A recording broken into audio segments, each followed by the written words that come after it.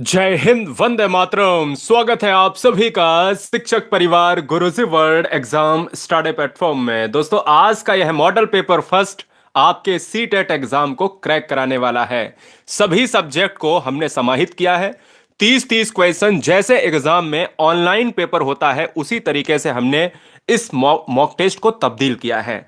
आइए इस mock test में हर सब्जेक्ट को बारीकी से पढ़ते हैं और super fast quick revision exam के पहले चंद मिनटों पहले ये मॉडल पेपर आपके नाम। पहला क्वेश्चन बिना रुके, मनोविज्ञान का जन्म किससे हुआ है? दोस्तों, एक एक पेडागोजी के बड़े बड़े क्वेश्चंस हम यहां पर उखाड़ने वाले हैं। तो आंसर क्या चला जाएगा? दर्शन शास्त्र का अंग हुआ करता था मनोविज्ञान। पूर्व समय में दर्शन शास्त्र का अंग हुआ करता था। मनोविज्ञान में अगर देखा जाए तो अरस्तु, प्लेटो, डेकार्टे ने यह कहा था कि मनोविज्ञान क्या है? एक आत्मा का मनोविज्ञान है। और इस समय मनोविज्ञान किसका विज्ञान चल रहा है? इस समय चल रहा है व्यवहार का विज्ञान चल रहा है, अकॉर्डिंग टू वॉटसन। क्लियर है? इतने कॉन्सेप्ट क्लियर होने चाहिए। दूसरा पेडागोजिकल कॉन्सेप्ट है, याद रखिएगा, निम्नलिखित में कौन प्राथमिक सामाजिकरण का माध्यम है? सरकार, मीडिया, परिवार और विद्यालय। यदि आपको शिक्षक और शिक्षिका बनना है तो ईमानदारी से देखते रहिए, आंसर हमारा परिवार हो जाएगा। परिवार ही एक ऐसी प्रथम संस्था होती है जो सामाजिकरण के मूल्यों को आपको बताती है। आपके दादा, आपके दादी, आपके माता, आपके पिता, इवन आप समाज में जाते हो, पास पड़ोस में खेलते हो, मैदान में खेलते हो, तो वहां से आपको समाज का मापदंड पता चलता है, नियम पता चलते हैं। आंसर हमारा क्या जाएगा? थर्ड हो जाएगा। अगला देखिए, जैसे जैसे बढ़ेंगे वैसे वैसे क्वेश्चंस के लेवल बढ़ते जाएंगे। आपको वही देखना है जो एग्जाम में आए। यदि कोई शिक्षिका चाहे कि उसके विद्यार्थी समस्या समाधान कौशल प्राप्त कर लें तो विद्यार्थियों को ऐसे क्रियाकलाप में लगाना चाहिए जिनमें क्या हो? बताइए, कौन से ऐसे क्रियाकलाप में बेटा लगाना चाहिए? बहुविकल्पी प्रश्नों वाले जो बहुस्तरीय कार्यपत्रक हो, प्रत्यय स्मरण रटना और समझना, ड्रिल और अभ्यास। कैसे कैसे स्टूडेंट, कौन से ऑप्शंस में स्टूडेंट को लगाना चाहिए? पूछना, तर्क करना और निर्णय लेना। मैं कहूंगा दोस्तों, अगर कोई शिक्षिका पढ़ा रही है, अपने बच्चों को समस्या समाधान कौशल को जो है हटाना चाहती है, तो वो बच्चों को पूछना, तर्क करना और निर्णय लेना, क्योंकि अगर ये नहीं कर पाया तो फिर उसका पढ़ना बेकार और एक शिक्षिका का पढ़ाना बेकार है। आंसर हमारा 4 लॉक हो जाएगा। क्वेश्चन देखिएगा, एकाधिक बुद्धिमान का सिद्धांत क्या कहता है? दोस्तों, अगर आपसे क्वेश्चंस में पूछा जाए, क्या अगर आपसे क्वेश्चंस में यह पूछा जाए कि भैया एकाधिक, अच्छा एकाधिक का मतलब है कि एक से अधिक, क्या है? एक से अधिक जो बुद्धि है, तो हम यही कहेंगे कि बुद्धि कई प्रकार की हो सकती है ना। और एक क्वेश्चन एग्जाम में और आता है, एग्जाम में 100% बनता है कि बहुबुद्धि सिद्धांत किसने दिया? एग्जाम में आएगा बहुबुद्धि सिद्धांत किसने दिया? तो हार्वर्ड गार्डनर ने दिया। किसने दिया? हार्वर्ड गार्डनर ने दिया है। उनके अनुसार बुद्धि के कई प्रकार होते हैं। हार्वर्ड गार्डनर अमेरिका के साइकोलॉजिस्ट थे। अगले क्वेश्चंस की तरफ बढ़ेंगे। 5वां नंबर बहुत बार आएगा दोस्तों। यह बताइएगा कि बच्चों में प्रतिभाशालीता डॉट डॉट के कारण हो सकती है। ऑप्शन 4 आपके स्क्रीन पर है। सारे सब्जेक्ट हमने 30-30 क्वेश्चंस में ऑनलाइन पेपर जैसे समाहित किए हैं। अब आपका दायरा क्या है? आप कब तक रुकते हो इस वीडियो में, ये आप ही बताएंगे हमें। फिलहाल इस क्वेश्चन का आंसर जाएगा फर्स्ट के साथ। अनुवांशिकता और वातावरण मतलब हेरिडिटी और एनवायरनमेंट जब आपस में मिलते हैं दोस्तों, तो बच्चे की प्रतिभाशीलता, बच्चे के सृजनात्मक, बच्चे के जो रचनात्मक कार्यों में वृद्धि के मामले में उजागर करती है। तो अनुवांशिकता और वातावरण के बीच में जब अन्योन्य क्रिया होगी दोस्तों, तो यहीं पर यह भरा जाएगा। अगला क्वेश्चन, एजुकेटम शब्द किस भाषा से विकसित हुआ है? आपको लॉक करना है, आपको जवाब देना है। बताइए दोस्तों, आंसर क्या हो सकता है?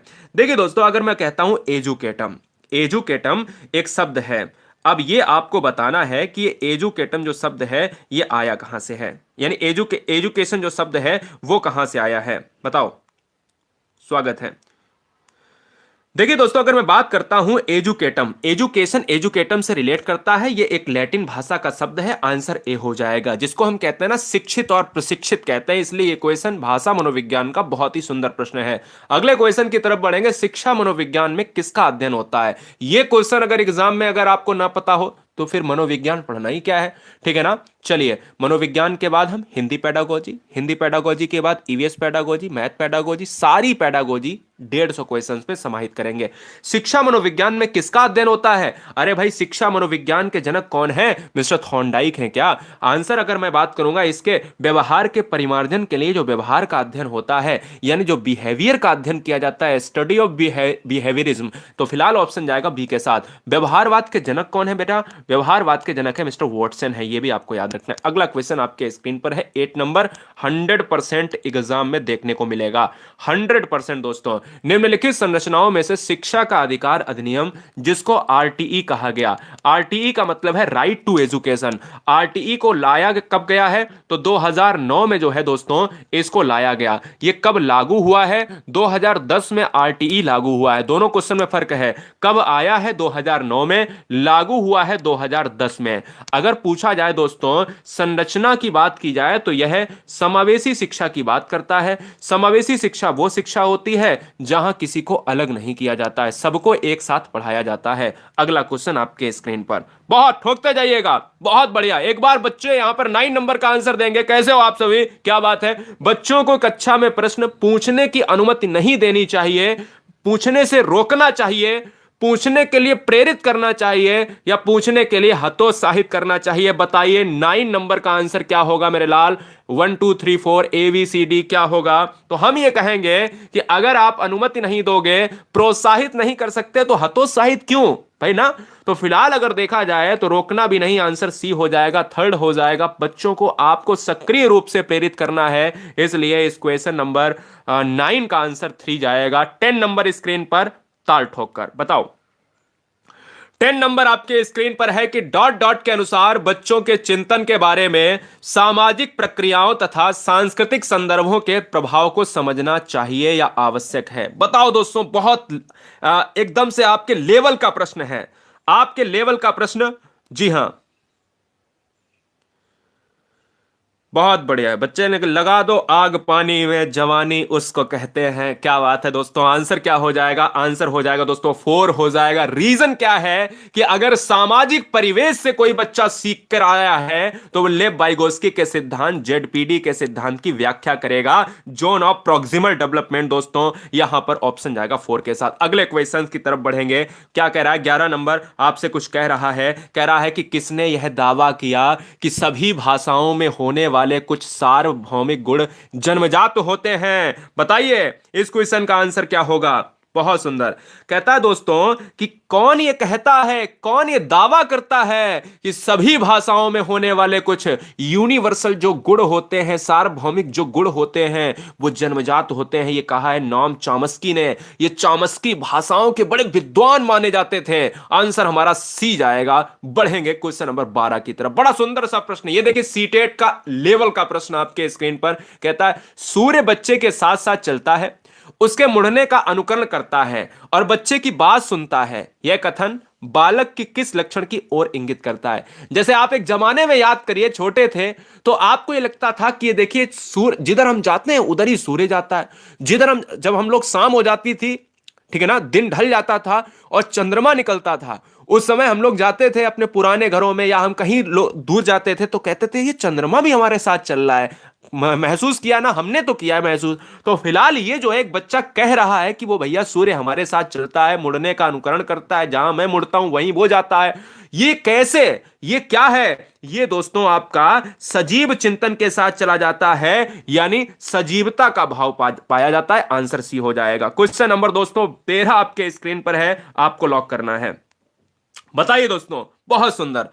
ए बायोग्राफिकल स्केच ऑफ इन्फेंट किसने लिखी? ए बायोग्राफिकल जो है स्केच ऑफ इन्फेंट किसने लिखी है? तो मिस्टर डार्विन ने लिखी है दोस्तों। ये क्वेश्चन नंबर बहुत ही 13 नंबर इंपॉर्टेंट है। डार्विन ने परिवर्तनवाद पर बहुत ही प्रयोग किए हैं और खैर उनके लिए वो डार्विन जाने भी जाते हैं। चलिए अगले क्वेश्चन नंबर 14 पर देखिएगा। क्वेश्चन कहता है मानकीकृत परीक्षण का अर्थ क्या है? मानकीकृत परीक्षण वो परीक्षण होता है जहां पर मानक हो, जहां पर एक मानक हो, मतलब हर व्यक्ति संतुष्ट हो उस परीक्षण से। ऐसा परीक्षण जिससे सभी, प्रत्येक वर्ग संतुष्ट हो जाए, वही एक मानकीकृत परीक्षण होता है। जैसे विश्वसनीयता, वैधता, मानकता। आंसर हमारा डी हो जाएगा क्योंकि ये तीनों कैसे हैं? ये तीनों दोस्तों पॉजिटिव हैं। आंसर हमारा डी लॉक होगा। एक क्वेश्चन बहुत ट्रेंड होता है, ये क्वेश्चन पिछले कई बार एग्जाम में 2011 से पूछा जा चुका है। इवन आपके पिछले ऑनलाइन शिफ्ट में भी एग्जाम में आया है। किस मनोवैज्ञानिक के अनुसार कौन सा ऐसा साइकोलॉजिस्ट है जो कहता है कि विकास एक सतत और धीमी प्रक्रिया है? विकास एक सतत और धीमी प्रक्रिया है, यह किसने कहा? चलो बताओ। बहुत बढ़िया, स्वागत है। देखिए दोस्तों, स्किनर वाले जो बच्चे हैं वो कहते हैं ना, स्किनर ने कहा था, यह स्किनर वाला अगर ऑप्शंस आप सी मार रहे हो तो यह आंसर हमारा सही हो जाएगा। क्यों हो जाएगा? उसका रीजन है कि स्किनर ने विकास पर अपनी बहुत परिभाषाएं दी। स्किनर की बात करें तो स्किनर ने एक चूहे पर प्रयोग किया है। क्या कमेंट कीजिएगा, बताइए, चूहे पर प्रयोग किया है, बताइए, फटाफट बताइएगा। तो फिलहाल ऑप्शन किसके साथ चला जाएगा? ऑप्शन चला जाएगा दोस्तों स्किनर के साथ चला जाएगा। लेकिन अगर क्वेश्चंस में आता है कि यहां पर स्किनर नहीं है तो ये ही परिभाषा सेम टू सेम आपकी हॉरलॉक महोदय ने भी दी है। तो हॉरलॉक को भी आपको याद रखना है, लेकिन स्किनर आपको याद रखना है। क्वेश्चन नंबर 16, व्यक्तित्व की बात करें तो व्यक्तित्व को कहा जाता है पर्सनालिटी कहा जाता है। पर्सनालिटी कहा जाता है, यह शब्द आया है परसोना से, ध्यान दीजिएगा, यह शब्द परसोना से आया है और इस शब्द का मतलब होता है मुखौटा। क्या होता है? इस शब्द का मतलब होता है मुखौटा, जो आपका बाहरी जो आवरण होता है। जैसे चेहरे पे अगर किसी का, हनुमान जी का ही आप मुखौटा लगा लीजिए, काली माता का भी आपने देखा होगा मुखौटा लोग लगाए रहते हैं, या अन्य अन्य चीजों के मुखौटा आपने देखे होंगे। तो ये पर्सनालिटी का मतलब ही है दोस्तों मुखौटा। ये क्या कहता है कि विकास की अवस्था है अधिगम एवं वृद्धि, व्यक्तिवृत्त अध्ययन, उपचारात्मक अध्ययन, या फिर इनमें से कोई नहीं। तो फिलहाल इस क्वेश्चन का जो राइट आंसर चला जाएगा वो किसके साथ चला जाएगा? 16 नंबर दोस्तों, अधिगम और वृद्धि के साथ जाएगा। ये आपके एग्जाम में चैप्टर भी पूछा जाता है। क्वेश्चन नंबर 17, तनाव और क्रोध की अवस्था है, ताल ठोक कर मारिए। ये क्वेश्चन तो आपके पैरों पर रहता है, यानी पैरों की नोक पर रहता है। क्यों? क्योंकि आप जानते हो शैशवावस्था जन्म से 5 साल, तो इसमें तनाव बच्चा क्रोध क्यों करेगा? बाल्यावस्था इसके ऊपर की अवस्था 5 से 12 और किशोरावस्था 12 से 18। तो यही एक ऐसी अवस्था है जो स्टेनले हॉल ने कहा कि यह तनाव और क्रोध की अवस्था है। वृद्धावस्था की बात करें तो यह जाती है किससे? 60 से ऊपर जाती है। फिलहाल आंसर सी होगा। क्वेश्चन नंबर 18 आपके स्क्रीन पर है, आपको लॉक करना है, जवाब देना है। चलो भाई बताओ। कहता रिपब्लिक पुस्तक किसकी है? कमेंट कीजिएगा, रिपब्लिक जो है पुस्तक किसकी है? स्वागत है। हाँ, रिपब्लिक पुस्तक को लिखा किसने है? तो प्लेटो ने लिखा है दोस्तों। आंसर हमारा ए चला जाएगा। किसी बच्चे को यह पता है एमील पुस्तक किसने लिखी है? मैं आगे इसी वीडियो में चर्चा करूंगा। तो ये जो है रिपब्लिक पुस्तक है भैया, किसकी है? प्लेटो के द्वारा रिटन है। ये क्वेश्चन एग्जाम में ट्रेंड होता है। आपके एग्जाम में मिलान से लेकर 3 से 4 पुस्तकें पूछी ही जाती हैं। हो सकता है आए या हो सकता है ना आए। 19 नंबर देखिएगा, ये क्वेश्चन देखिएगा, कह रहा है दोस्तों मनोविज्ञान का विषय चेतना है। यह किसका मत है? मनोविज्ञान का विषय चेतना है। क्या प्लेटो कहते हैं, अरस्तु कहते हैं, मैकडूगल कहते हैं क्या, या फिर हम कहेंगे विलियम जेम्स कहते हैं? अगर ऐसा क्वेश्चन एग्जाम में पूछा जाए कि भैया चेतना, और चेतना से संबंधित आपको पता ही है जेम्स वाला, विलियम वाला एक समूह था। जब हम ये कहते हैं कि भैया आत्मा के लिए हम प्लेटो, डेकार्टे, अरस्तु के साथ जाते हैं, हम जो है व्यवहारवाद के लिए वॉटसन के साथ जाते हैं, मन के लिए हम पैम्पोलॉजी के पास जाते हैं, इसी तरीके से मनोविज्ञान एक चेतना का विषय है, विलियम जेम्स कहते हैं दोस्तों। बोलो राइट ना? अगला क्वेश्चन 20 नंबर पेडागोजी का सामने है कि श्याम पट पर लिखते समय सबसे महत्वपूर्ण क्या है? दोस्तों ये क्वेश्चन एग्जाम में इतना ट्रेंड हुआ है कि आपको बताने की आवश्यकता नहीं है। चलिए, आपसे कह रहा है कि श्याम पट पर लिखते समय सबसे महत्वपूर्ण क्या है? अच्छी लिखावट। अगर कल आप एक विद्यार्थी से, अगर आप शिक्षक और शिक्षिका बनते हैं तो आप क्या करेंगे? सबसे महत्वपूर्ण आपके अंदर क्या होगा? आपकी अच्छी लिखावट ही उसको पूरा कर पाएगा। क्योंकि अगर आपकी अच्छी लिखावट नहीं है तो आप चीजों में क्या करें? आप चीजों में जो है वहां पर स्पष्टता भी नहीं दर्शा पाएंगे। बड़े अक्षरों में लिखना क्या मतलब इतना कि बोल्ड भर देना, छोटे अक्षरों में लिखना कि बच्चे को दिखाई ना दे। इसलिए आंसर हमारा ए चला जाएगा। हाँ, 20 में आपके पुस्तकों में ए और बी में बहुत मतभेद है, इसलिए आप परेशान ना हो। क्वेश्चन नंबर 21 देखिएगा, जब विकास की किसी विशेष क्षेत्र में बच्चे की क्षमता कम होती है तो वह, ये क्वेश्चन ध्यान से पढ़िएगा, सेम टू सेम ऐसे ही क्वेश्चंस मिलेंगे, थोड़ी बहुत लैंग्वेज परिवर्तित मिलेगी। अगर आप देखें 21 नंबर का आंसर क्या हो? हमसे कह रहा है कि भैया जब विकास की किसी विशेष क्षेत्र में बच्चे की क्षमता कम होती है तो वह समग्र विकास को प्रभावित नहीं करता। क्या ये होगा? इसका मतलब विकास के किसी भी क्षेत्र में देरी नहीं है, विकास के सभी क्षेत्र पर प्रभाव पड़ता है। तो मुझे ये बताइएगा कि अगर कोई समस्या आ रही है, अगर कोई भी समस्या आ रही है तो भैया विकास के सभी क्षेत्रों पर प्रभाव पड़ेगा। कि बच्चे की अगर क्षमता कम हो रही है तो इसका यह मतलब नहीं है कि बच्चे के आधे ही विकास क्षेत्र को प्रभावित करेगा, नहीं, सभी क्षेत्र पर पड़ेगा। अगर वो कम जो है कर पा रहा प्रोग्रेस तो वो बहुत पीछे हो जाएगा। अगले क्वेश्चंस की तरफ बढ़ेंगे। 22 नंबर कुछ इस तरीके से बड़े क्वेश्चन एग्जाम में देखने को भी मिलेंगे। विकास के विषय में निम्नलिखित में कौन सा कथन सही है?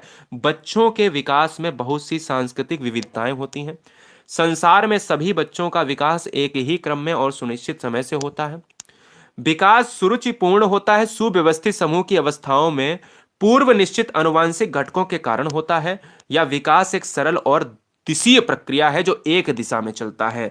मैं आपसे यही कहूंगा कि जो बच्चों के विकास में विविधताओं वाला अगर ऑप्शंस आप लेते हो तो मुझे यह लगता है कि सबसे बेहतर होगा। अब देखिएगा यहां पर कौन सा कथन सही पूछा गया था। यह कहता पूर्व निश्चित। अरे पूर्व निश्चित कैसे होगा? पूर्व निश्चित नहीं बेटा, सांस्कृतिक विविधताओं की बात करेंगे, इसलिए ये वाला पॉइंट यहां पर निगेटिव दे देता है। 23 नंबर आइए, विकास की बात हुई है तो विकास को यहां पर पलट देते हैं। कहता विकास शुरू होता है जिस समय आप गर्भ में थे, हम गर्भ में थे। तो बताइए क्या गर्भ से विकास शुरू हुआ था? हमें नहीं पता था, लेकिन ईश्वर कर रहा था। और ईश्वर की अगर मैं बात करूं तो प्रसव पूर्व अवस्था की बात होती है। प्रसव पूर्व अवस्था से ही एक शिशु का विकास शुरू हो जाता है। बोलो राइट? राइट ना? तो फिलहाल इस क्वेश्चन का जो राइट आंसर है वो हो जाएगा डी। अगला क्वेश्चन 24। 24 देखिएगा क्या कह रहा है। 24 कितने बच्चे अगले 30 क्वेश्चंस में तैयार हैं? हाथ खड़ा कीजिएगा। अगले सब्जेक्ट की तरफ बढ़ेंगे, मूव करेंगे। वीडियो अभी शुरू हुई है, टेंशन ना लीजिएगा। ऑनलाइन जैसा पेपर होता है वैसा ही आज मॉडल पेपर फर्स्ट करा रहा हूं। किशोरावस्था के संबंध में निम्नलिखित में से कौन सा कथन सबसे उपयुक्त है? भावनात्मक उथल पुथल की घटनाओं में वृद्धि होती है। पढ़ाई के प्रति लापरवाही जो स्वभाव होता है। ठोस कार्यों में सोच प्रतिबिंबित होने लगती है। इंटेलिजेंस कोशिएंट में जो अचानक वृद्धि होती है। इंटेलिजेंस कोशिएंट का मतलब आप समझते हो ना, जो आईक्यू बेस्ड होता है, आईक्यू लेवल होता है।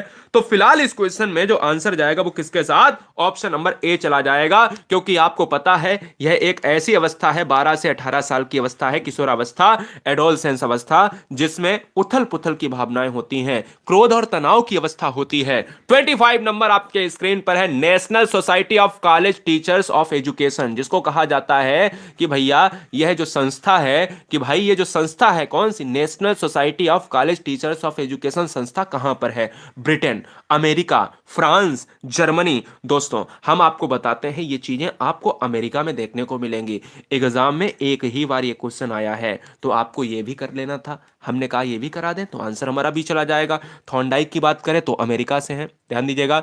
हार्वर्ड गार्डनर की बात करें तो अमेरिका से है।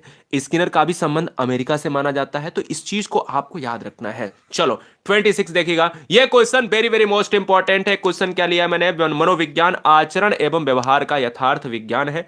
यह किसका मत है? प्लेटो का है, विलियम जेम्स का है, मिस्टर वॉटसन का है, मैकडूगल का है। मनोविज्ञान आचरण एवं व्यवहार का यथार्थ विज्ञान है दोस्तों। यह अगर कहा है तो विलियम मैकडूगल ने कहा है। और एक पुस्तक दोस्तों लिखी है इन्होंने, आउटलाइन ऑफ साइकोलॉजी।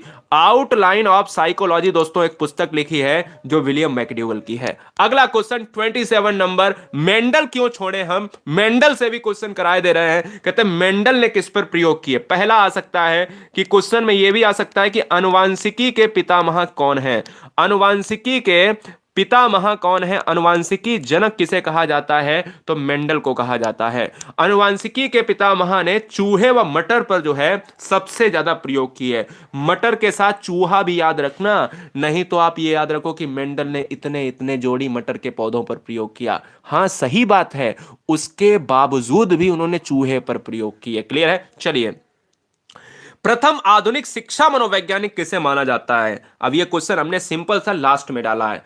30 क्वेश्चन के बाद दूसरा सब्जेक्ट के लिए सब रेडी हो? बहुत अच्छे। प्रथम आधुनिक शिक्षा मनोविज्ञान कौन है, मनोवैज्ञानिक कौन है? एडवर्ड थॉर्नडाइक हैं। एडवर्ड थॉर्नडाइक की बात करें तो इन्होंने दिया है प्रयास एवं त्रुटि का सिद्धांत दिया है। क्वेश्चन में आ जाए प्रयास एवं त्रुटि का सिद्धांत दिया है। क्वेश्चन अगर ये आ जाए भूल एवं त्रुटि का सिद्धांत या प्रयास एवं भूल का सिद्धांत। क्वेश्चन में अगर ये आ जाए कि बुद्धि के लिए एक सिद्धांत दिया है, बहुकारक सिद्धांत किसने दिया है। क्वेश्चन में अगर ये आ जाए कि शिक्षा मनोविज्ञान किस जो है शिक्षा मनोविज्ञानिक किसे कहा जाता है, साथ ही साथ शिक्षा मनोविज्ञान पुस्तक भी किसने लिखी है, तो थॉर्नडाइक ने लिखी है। क्लियर है, चलिए बहुत बढ़िया। एनिमल इंटेलिजेंस पुस्तक किसने लिखी है दोस्तों, मिस्टर थॉर्नडाइक ने लिखी है। क्या कमेंट कीजिएगा। 29 मध्य बचपन अवधि क्या कहलाती है।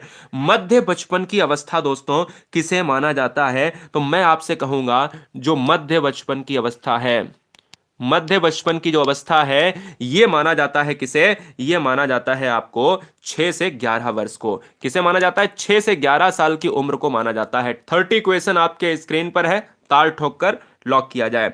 कहता है विकास की गति एक व्यक्ति से दूसरे व्यक्ति में भिन्न होती है, जैसे हमारे में और आप में थोड़ा सा कोई ना कोई समस्या होगी। बहुत बढ़िया, चलो सर आज जन्मदिन है भाई, शुभकामनाएं। अगर जन्मदिन है, जिसका भी जन्मदिन है शुभकामनाएं। चलो 30 नंबर देखिएगा। विकास की गति एक व्यक्ति से दूसरे व्यक्ति में भिन्न होती है, किंतु यह एक डॉट डॉट नमूने का अनुगमन करती है। अनुगमन का मतलब है जैसा कोई आगे चल रहा है वैसी ही नकल करना। तो फिलहाल इस क्वेश्चन का जो राइट आंसर जाएगा क्रमबद्ध और व्यवस्थित। क्या, क्रमबद्ध और व्यवस्थित चीजें, आंसर सी हो जाएगा। अगला क्वेश्चन हम चलेंगे, अगले फैक्ट पर चलेंगे। वन शॉट के लिए तैयार हो क्या, बोलो एक बार जोश में कहो हां सर तैयार है।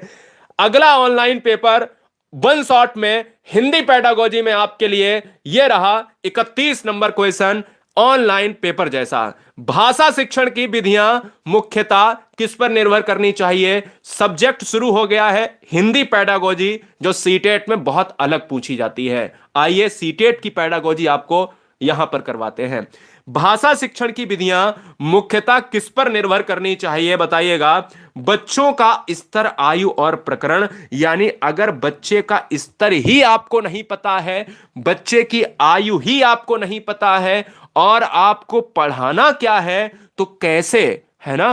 पढ़ा बच्चा छोटा है, पढ़ा उच्च लेवल का रहे हो, बच्चे के सिलेबस में कुछ और है, आप कोई और प्रकरण लेके बैठे हो, तो इसलिए यह सबका ध्यान रखना चाहिए। 32 नंबर स्क्रीन पर यह रहा, 32 नंबर स्क्रीन पर यह रहा दोस्तों। बताइएगा, कह रहा है कि कविता शिक्षण में कौन सा तत्व उसे गद्य से अलग करता है।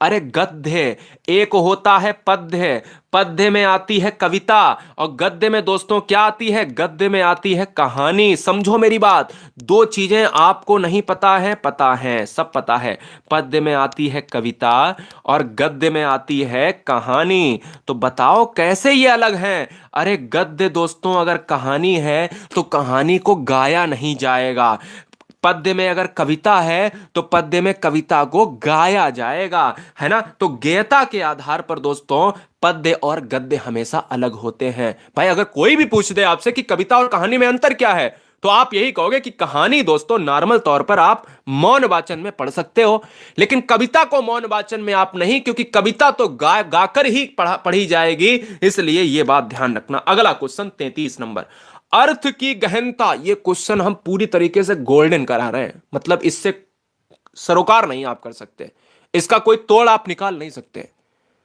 बस आप कुछ ना करें, सब्सक्राइब करें अन्यथा ना करें, मैंने पूरे वीडियो में नहीं कहा, मैं ना कहूंगा। वीडियो स्टार्ट हुई है, बस एंजॉय करें। 33 नंबर देखिए क्या कह रहा है, अर्थ की गहनता को समझने में कौन सी पद्धति सर्वाधिक रूप से सहायक है।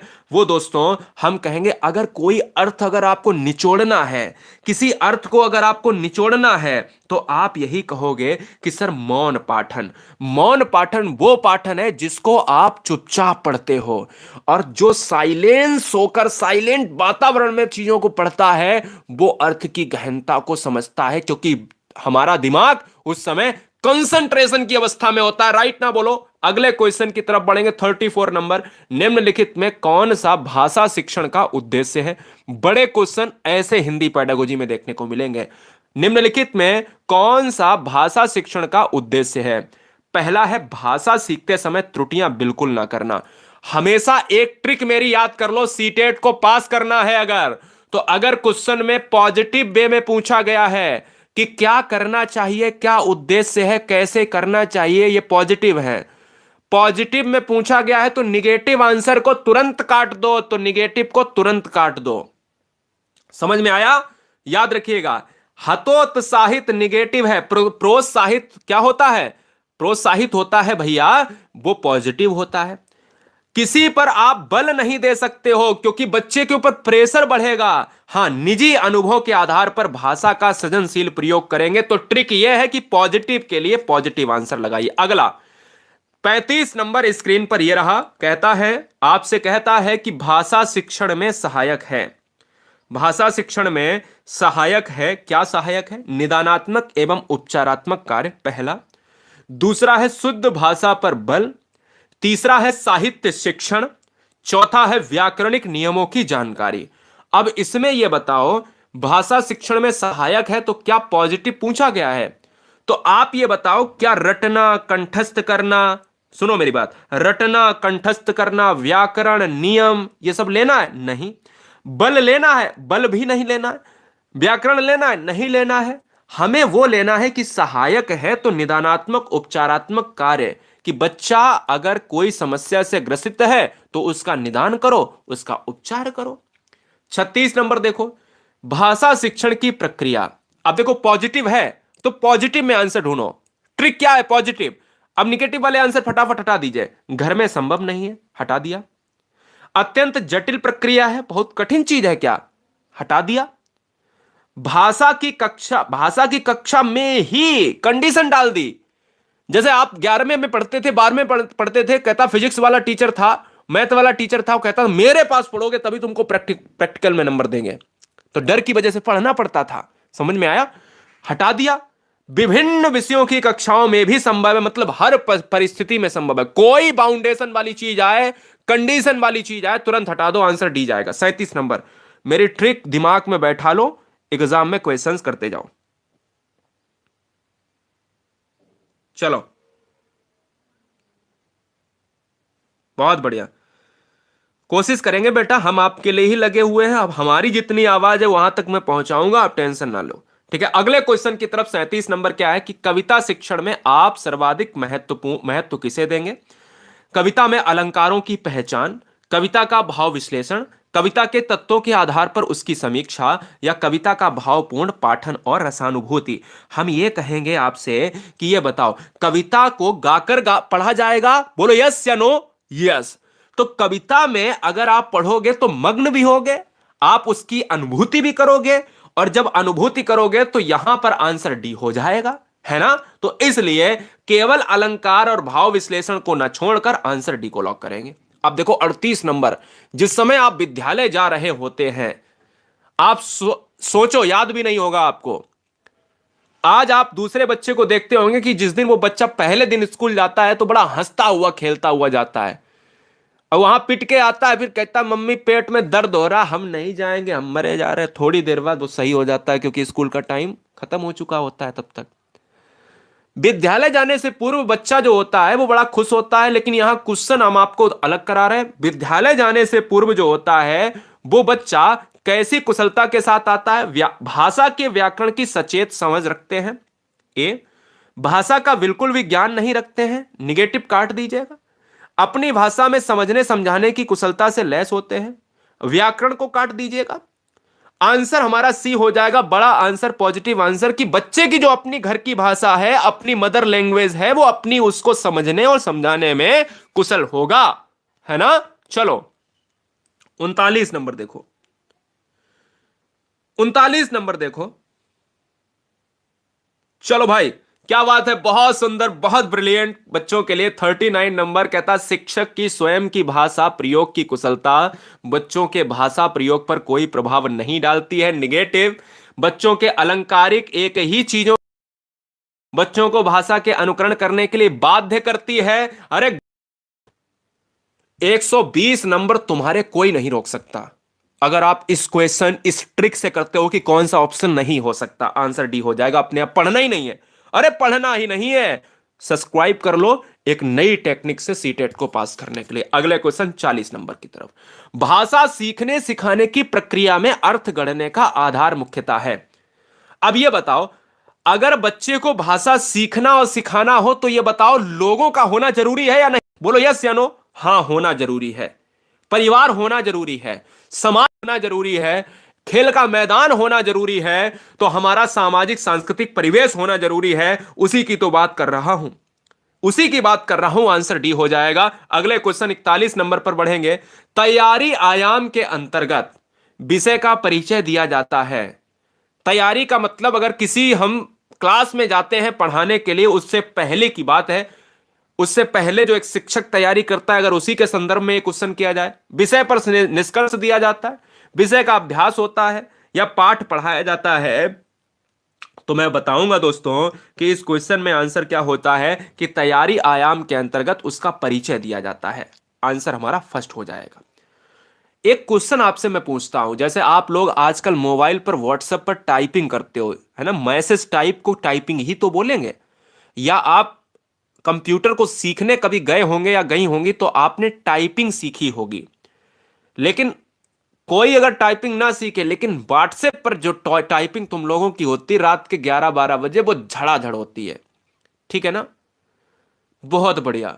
हम अपने पीडीएफ के वर्क करते हैं और बच्चे जो है हमको बहुत सारे मैसेज करते हैं, लेकिन कभी कभी नहीं देख पाते हैं, हमारी टीम उनको रिप्लाई देती है। तो यहां पर टाइपिंग सीखने का मतलब होता है विचारात्मक और क्रियात्मक, क्रियात्मक और विचारात्मक, क्रियात्मक। अब ध्यान दो, इसमें जो आंसर हो जाएगा वो क्रियात्मक अधिगम हो जाएगा। अच्छा, 2 बार दे दिया है आंसर बेटा, दूसरा और चौथा यहां पर सही हो जाएगा। क्रियात्मक अधिगम वो होता है जहां पर क्रिया करके आप सीखते हो, पेट से सीख कर नहीं, क्रिया करके सीख के आए हो, अंगूठा चल रहा है दन दनादन। आंसर हमारा दूसरा और चौथा। 43 नंबर आपके स्क्रीन पर। 43 नंबर आपके स्क्रीन पर यह है कि जब व्यवहार का केंद्र भाषा हो तो भाषा अधिगम किससे जुड़ता है? जब व्यवहार का केंद्र भाषा हो तो भाषा अधिगम किससे जुड़ता है? शिक्षण एवं अभिव्यक्ति से। इंपॉर्टेंट है, इसको मैं लिख रहा हूं तो समझ लो इंपॉर्टेंट है। शिक्षण तथा अनुभव से, अनुभव तथा विषय से, या अनुभव तथा शिक्षक से। इस क्वेश्चन की बात करें 43 नंबर, तो आंसर होगा शिक्षण तथा अनुभव से। आंसर हमारा बी जाएगा। क्लियर है? चलेंगे अगले क्वेश्चन की तरफ। और क्वेश्चंस दोस्तों आपके स्क्रीन पर है 44 नंबर। अधिगम से प्रश्न ले लेता हूं। अधिगम का मतलब होता है लर्निंग होता है। क्या होता है? लर्निंग होता है। अधिगम का मतलब होता है दोस्तों सीखना होता है। अधिगम का मतलब होता है कि अगर सीख रहा है कोई बच्चा तो स्थायी रूप से सीखेगा। अधिगम का स्थायी रूप से परिवर्तन ही अधिगम है। मेरी बात समझ गए ना? परिवर्तन ही अधिगम है। एक परिभाषा याद आ रही है कि व्यवहार के द्वारा व्यवहार में परिवर्तन ही अधिगम है। ये किसने कहा था? गिलफोर्ड ने कहा था। सीखना यानी अधिगम एक उत्तरोत्तर प्रक्रिया है। ये किसने कहा था? स्किनर ने कहा था। और अधिगम की बात करें तो क्या परिवर्तनशील है? बिल्कुल परिवर्तनशील है, क्योंकि आज हमें मैथ नहीं आती है, हम ट्राई करेंगे, बार बार ट्राई करेंगे, मैथ आ जाएगी। बार बार ट्राई करेंगे, सीटेट क्रैक होगा। बार बार ट्राई करेंगे, सरकारी जॉब आएगी। क्या पहले था? नहीं था। पेट से लेकर आए थे? नहीं। आंसर क्या हो जाएगा? परिवर्तनशील। 45 नंबर। 45 कह रहा है कि किस माहौल में सीखने के लिए बच्चों को अधिक प्रयास नहीं करना पड़ता? यह आपके ऊपर क्वेश्चन है, पहला, दूसरा, तीसरा, चौथा। कहां पर ज्यादा प्रयास नहीं करना पड़ता? जहां किसी भी प्रकार से भाषा सीखने की स्वतंत्रता हो, जहां सिर्फ मातृभाषा सीखने की स्वतंत्रता हो, जहां केवल पुस्तकों द्वारा। अब केवल वाले निगेटिव आंसर, सिर्फ विद्यालय, क्या वहां पर हम ऑप्शंस को ले सकते हैं? अरे भाई, हमें जब भी क्वेश्चंस में कंडीशन में आ जाए, सिर्फ सिर्फ कंडीशन में, देखिए सिर्फ आ जाए, केवल आ जाए, कंडीशन डाल दे दोस्तों, तो मुझे लेना ही नहीं है। समझ में आया? तो जहां पर बच्चों को अधिक प्रयास नहीं, क्योंकि बच्चा स्वतंत्र है और स्वतंत्रता में चीजों को सीखा जा सकता है, और स्वतंत्रता में ही चीजों को सीखा जा सकता है। अगर आपको बेड़ियों में बांध दे तो आपका दिमाग चल पाएगा नहीं। अगला 46, निम्नलिखित में कौन सा प्रश्न बच्चों की भाषा क्षमता के विकास में सर्वाधिक सहायक है? थोड़ा सा तेज बढ़ेंगे। तीसरा सब्जेक्ट, दूसरा सब्जेक्ट कौन बच्चा तैयार है करने के लिए? दूसरा सब्जेक्ट शुरू होने वाला है 60वें क्वेश्चन के बाद दोस्तों। हाथ स्टैंड करें दोस्तों, हैंड्सअप करें, डाल डाल का उपयोग करते हुए वाक्य बनाओ। बड़ा इंटरेस्टिंग क्वेश्चन पेडागोजी का। यही क्वेश्चन एग्जाम में ऐसा ही पूछा जाएगा। देखिए, कहता है कि निम्नलिखित में कौन सा प्रश्न बच्चों की भाषा क्षमता के विकास में सर्वाधिक सहायक है? डाल डाल का उपयोग करते हुए वाक्य बनाओ। तितली कली के पास कब गई और क्यों गई, तितली और कली ने क्या खेल खेला, तुम्हारी मनपसंद किताब कौन सी है। अब देखो, इसमें अगर चारों ऑप्शंस में अगर आपसे जवाब मांगे तो इसमें सबसे बड़ा जवाब किसका होगा। तुम्हारी मनपसंद किताब कौन सी अगर मैं आपसे कहूंगा तो आप ये कह दोगे कि मेरी मनपसंद किताब है, कौन सी है, गोदान या गबन है, एक पुस्तक बता दोगे या मैथ की बता दोगे, बात खत्म हो जाएगी, आंसर हो गया। तितली और कली ने क्या खेल खेला, कबड्डी खेली, मान लो कबड्डी खेली, बात खत्म हो गई। डाल डाल का उपयोग करते हुए वाक्य बनाओ, एक वाक्य बना दिया, बात खत्म हो गई। लेकिन अगर विकास में सर्वाधिक सहायक है तो आंसर बी हो जाएगा, तितली कली के पास कब गई होगी। कब गई होगी तो सोचोगे, पता नहीं है, सोचोगे कि अरे ये टाइम हो सकता है कि तब गई होगी, हाँ मुझे लगता है। और क्यों गई होगी, चार लोगों के बीच में कहा इसलिए गई होगी कि उसकी जिज्जी की शादी है, आंसर भी जाएगा। और उसके बारे में कहीं ना कहीं बहुत चीजें, ये क्या है, ये क्रिएटिविटी है, ये सृजनात्मकता है दोस्तों, समझिएगा, खेल खेल में आपको सिखा रहे हैं हम आपको, बहुत बढ़िया। चलो बताइएगा, सुनीता अक्सर सा को सा बोलती है, सुनीता की भाषा शिक्षिका के रूप में आप इस स्थिति के बारे में क्या कहेंगे। यानी अगर आप एक भाषा शिक्षिका हैं तो उस सुनीता को सा बोलती है, यानी हर तरीके का सा अलग होता है, कोई सा होता है, ये वाला होता है, इसके अलावा ये वाला होता है, ये ऊष्म व्यंजन होते हैं। अगर मैं आपसे कहूं इसका निदान आप एक शिक्षिका के रूप में आप कैसे करेंगे या कौन सी स्थिति हो सकती है, ऑप्शन के हिसाब से आपको लॉक करना है।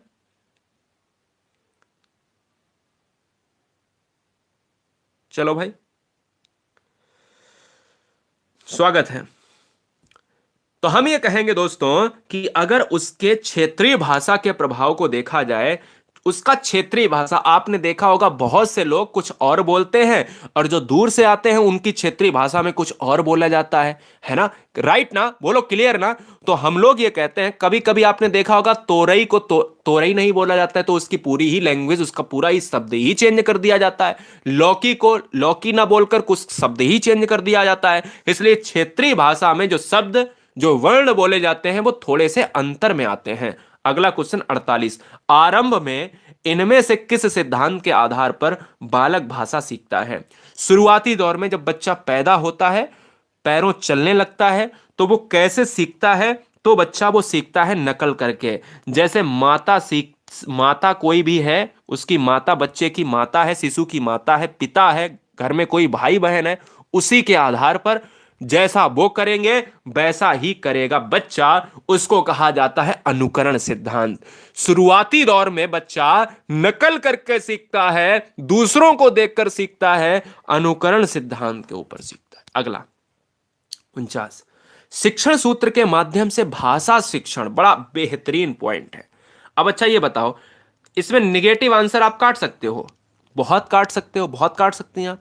अब भाषा शिक्षण होता है बोझिल, बोझ वाला, कठिन, अब दो तो आपने काट दिए। हम कहेंगे भाषा शिक्षण तो प्रभावी के लिए माना जाता है, सरल तो नहीं कह सकते क्योंकि मध्यम भी हो सकता है और कठिन भी नहीं कह सकते, इसलिए प्रभावी कहोगे तो सबसे बढ़िया पेडागोजी का आंसर आएगा। 50 क्वेश्चंस आपके स्क्रीन पर है, दूसरा सब्जेक्ट शुरू होने वाला है, तैयार रहिएगा।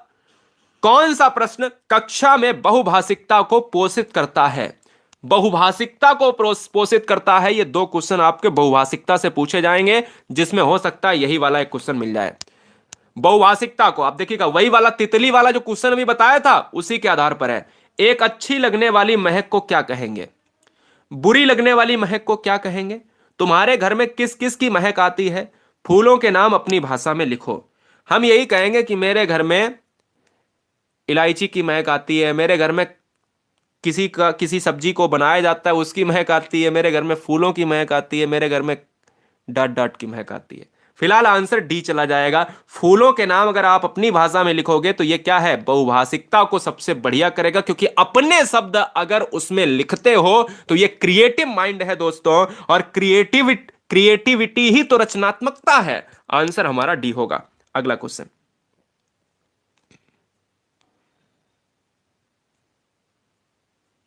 चलो भाई स्वागत है क्वेश्चन नंबर 51 में। भाषा सीखने और सिखाने का सही क्रम क्या है? कौन बच्चा करेगा दोस्तों? बहुत ब्रिलियंट बच्चों के लिए 51 क्वेश्चन कहता है सीखने और सिखाने का क्रम अगर देखा जाए तो हम कहेंगे लास्ट में दोस्तों होता है क्या? बोलना होता है या लिखना होता है? आप ही बताइए, लास्ट में क्या बोलना होता है या लिखना होता है? कमेंट कीजिएगा।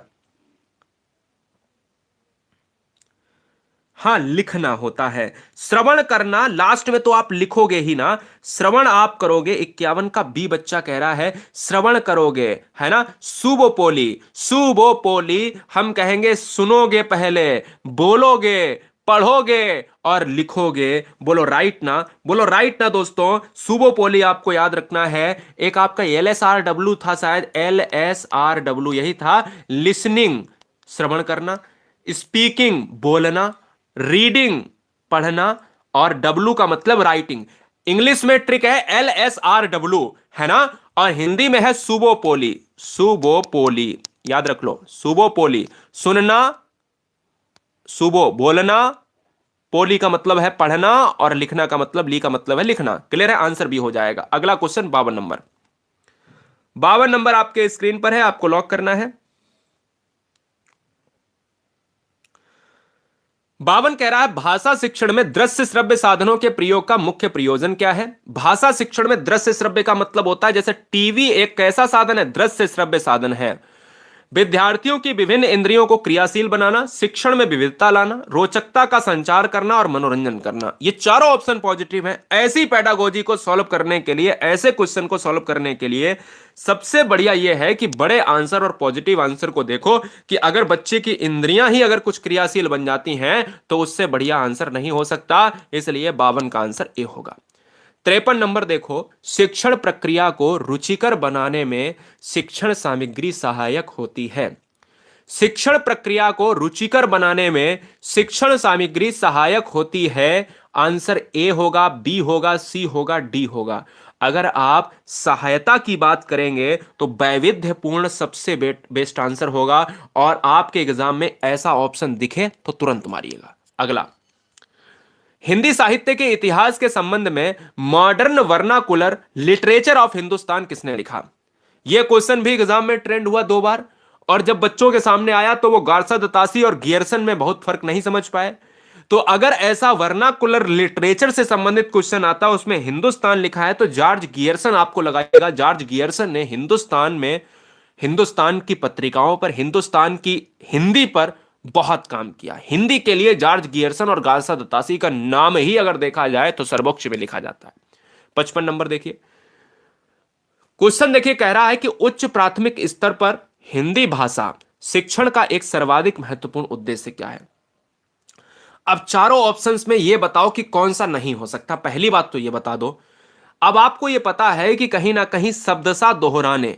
अब शब्दशः अगर दोहराना है तो दोहराना का मतलब है कि चीजों को आप दोहरा रहे हो केवल, और दिमाग ज्यादा नहीं लगा रहे हो, और ज्यादा दिमाग नहीं लगा रहे हो। समझ में आया? ठीक है ना। हम कहेंगे दोस्तों ये तो आंसर नहीं हो सकता। कंठस्थ करना और रटना एक निगेटिव होता है।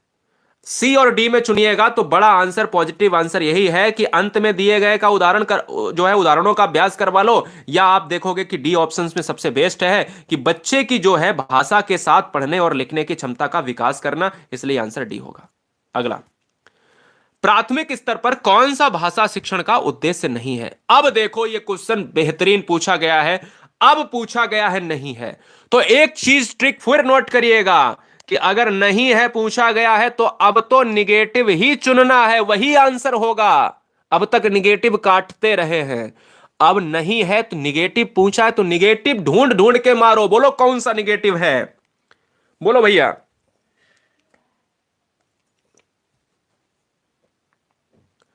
अपने द्वारा कही गई बात को तार्किक पुष्टि करना पॉजिटिव है। भाषा का सृजन एवं कल्पनाशील प्रयोग करना पॉजिटिव है। रचनाओं के माध्यम से विभिन्न विषयों में जुड़ना यह पॉजिटिव है। ये तीनों पॉजिटिव है, आंसर नहीं हो सकते क्योंकि नहीं है, हमें कंठस्थ करना लगाना था। आंसर डी हो गया।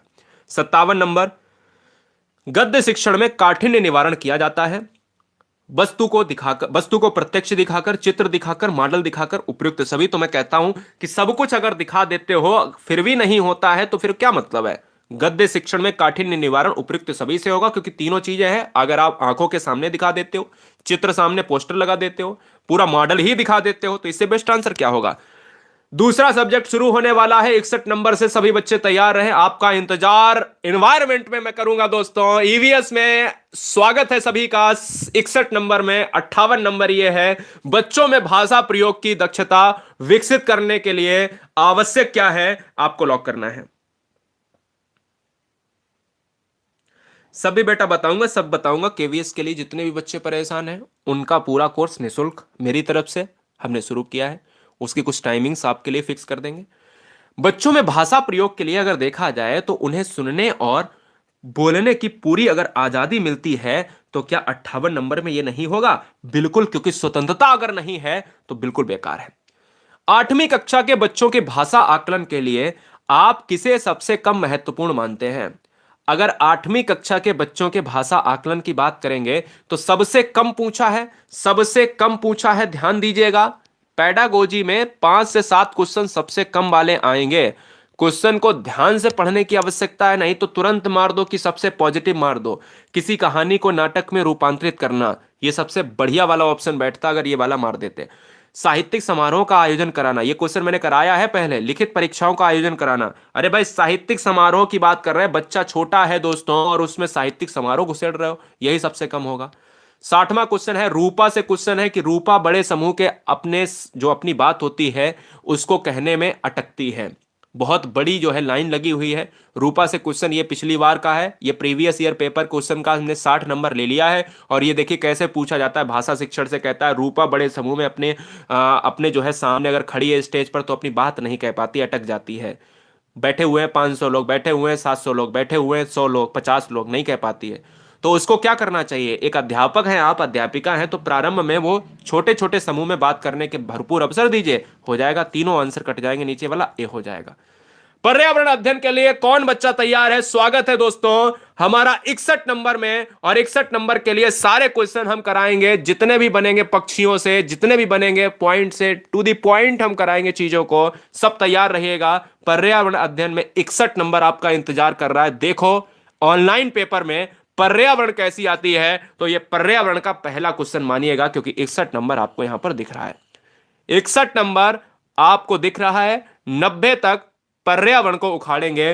पहला क्वेश्चन आपके स्क्रीन पर है, कौन सी बीमारी दूषित जल से पीने से होती है? दूषित जल पीने से होती है। अगर इस क्वेश्चन को देखा जाए तो मैं यही कहूंगा कि टाइफाइड एक ऐसी बीमारी है जो दूषित जल से होती है, क्योंकि जिस समय टाइफाइड होता है उस समय फीवर भी होता है।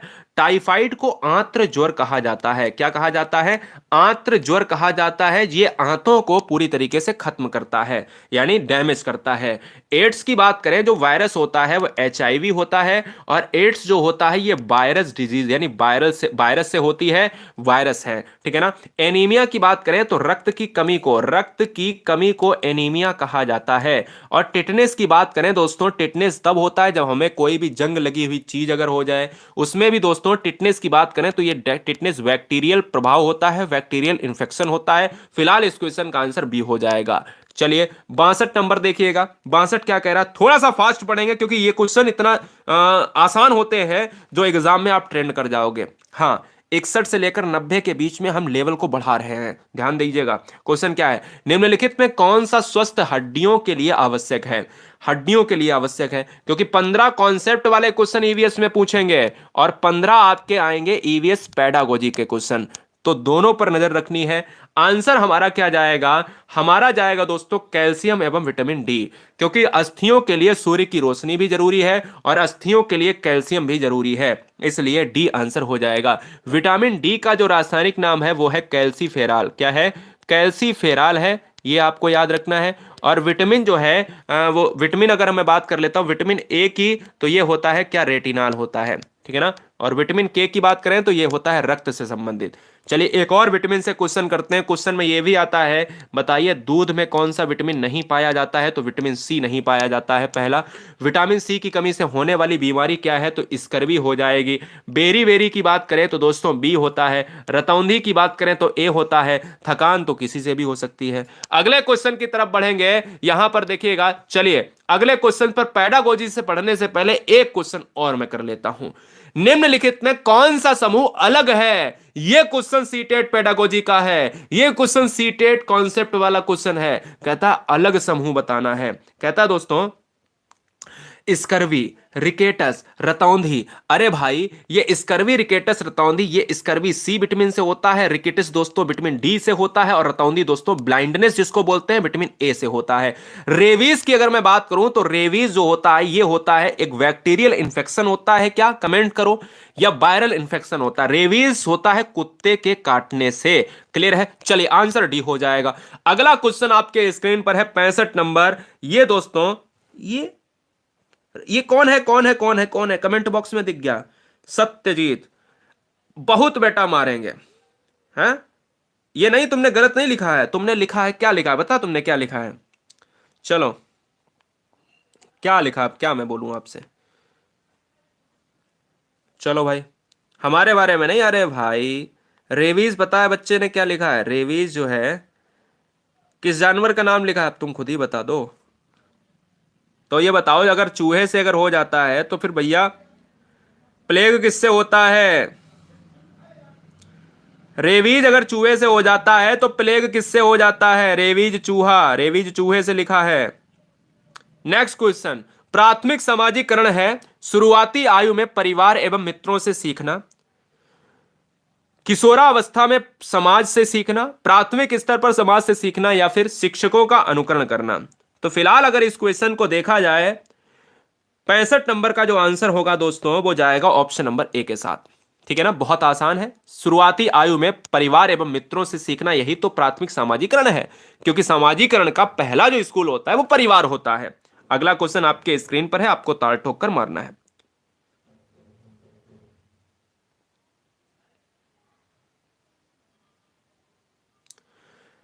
क्वाशियोर्कर नामक रोग डॉट डॉट की कमी से होता है। क्वाशियोर्कर नामक रोग जो है डॉट डॉट की कमी से होता है। अगर यह देखा जाए तो एक रोग होता है मैरम्मस, दो ही रोग ऐसे होते हैं, एक मैरम्मस होता है, दूसरा क्वाशियोर्कर होता है जिसको क्वाशियोर्कर कहा जाता है। ये दोनों रोग दोस्तों बच्चों में होते हैं, ध्यान दीजिएगा, दोनों रोग बच्चों में होते हैं, और दोनों रोग बच्चों में प्रोटीन की कमी से होते हैं। दोनों चीजें एक साथ बता रहा हूं। आयोडीन से नहीं होते हैं, अरे मेरे लाल, आयोडीन की कमी से घेंगा रोग होता है। ठीक है ना, प्रोटीन की बात मैं कर रहा हूं। क्वाशियोर्कर रोग होता है प्रोटीन की कमी से होता है, फॉर चाइल्ड की बात करेंगे, बच्चों में होता है। अगला क्वेश्चन 67 नंबर, चिपको आंदोलन किस राज्य से संबंधित है? चिपको आंदोलन की बात करें तो चिपको आंदोलन उत्तराखंड में 70 के दशक में शुरू हुआ था। उस समय उत्तर प्रदेश और उत्तराखंड एक ही थे।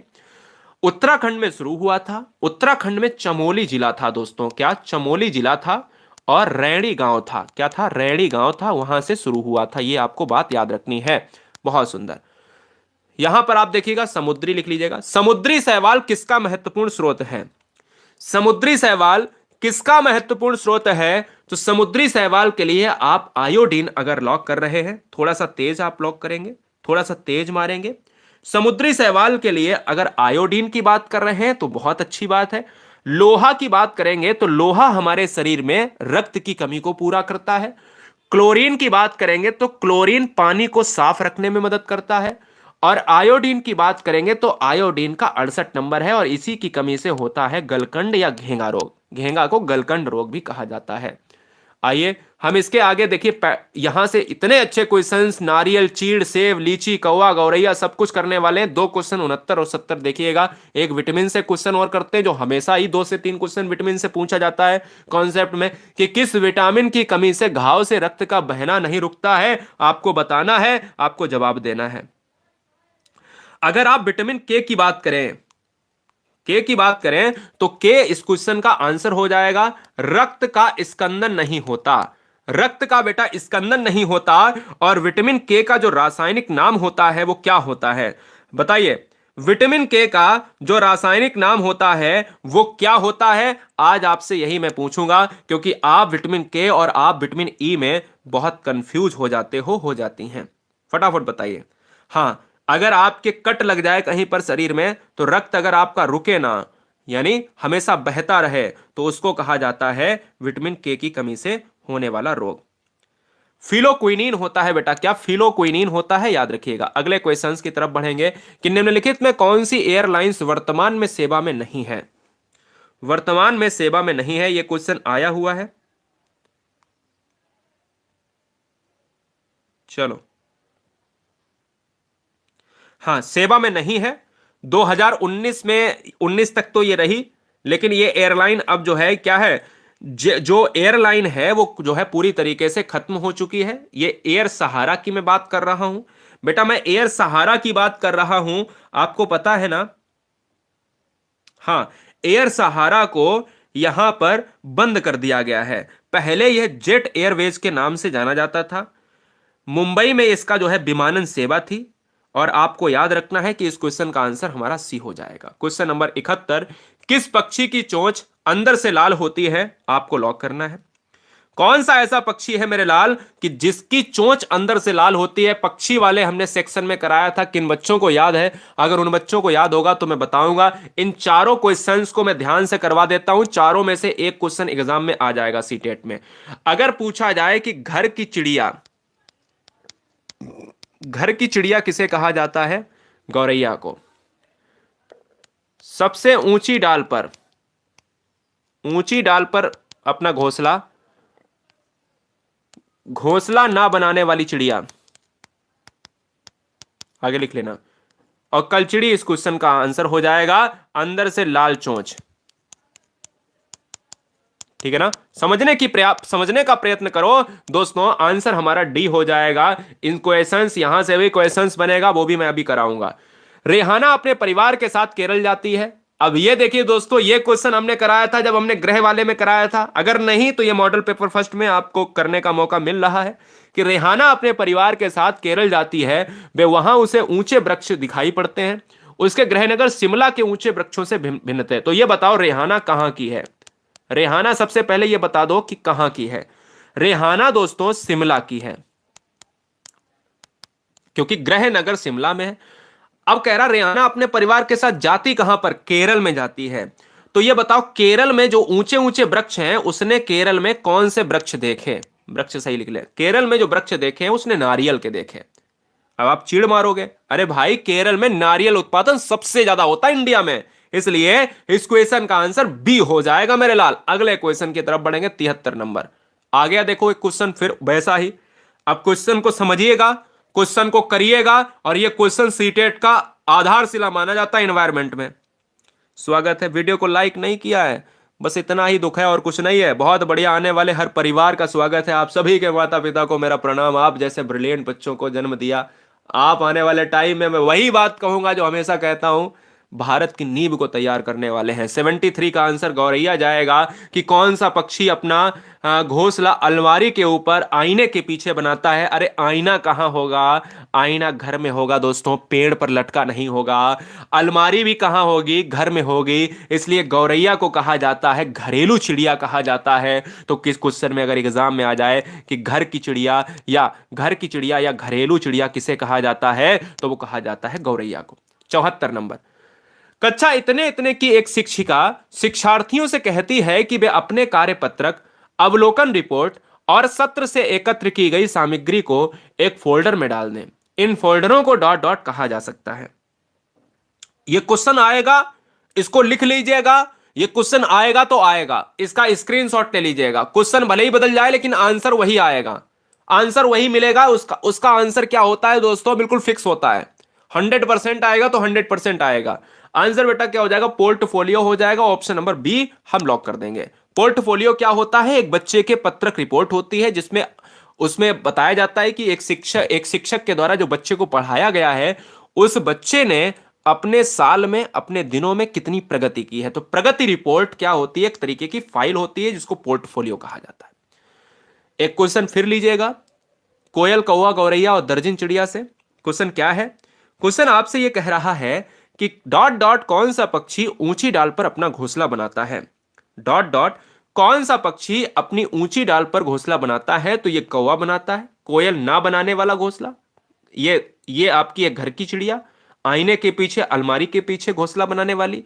पत्तों को सिलकर जो चिड़िया बनाती है उसको दर्जी चिड़िया कहा जाता है। ठीक है ना। अगले क्वेश्चंस की तरफ बढ़ेंगे। 76 पैडागोजी क्वेश्चन आपके स्क्रीन पर। पर्यावरण अध्ययन की पाठ्य पुस्तक में प्रयुक्त भाषा कैसी होनी चाहिए? पर्यावरण की पाठ्य पुस्तक में रूखी और सूखी होनी चाहिए। बताओ दोस्तों, बिल्कुल निगेटिव है, तुरंत काट दीजिए। परिभाषा पर बल बल, अब यही क्वेश्चन तरीका समझिएगा। अगर आपको सीटेट क्रैक करना है, मैं फिर से कहूंगा मेरी ट्रिक हमेशा आजमा लेना, 120 से आपको कोई रोक नहीं पाएगा। पॉजिटिव पूछे तो ये बताओ, निगेटिव तो हटा दोगे, रूखी निगेटिव है, बल देना निगेटिव है। तकनीक और औपचारिक नहीं समझ में आ रहा तो उससे भी बढ़िया आंसर ये है, क्योंकि तकनीक और औपचारिक की बात करेंगे तो बच्चा तो छोटा है यार, इतनी टेक्निकल लैंग्वेज कैसे सीखेगा? उसके दिन और प्रतिदिन की भाषा से संबंधित होनी चाहिए, इससे बढ़िया आंसर हो नहीं सकता। 77 नंबर आपके स्क्रीन पर है, आपको लॉक करना है, जवाब देना है।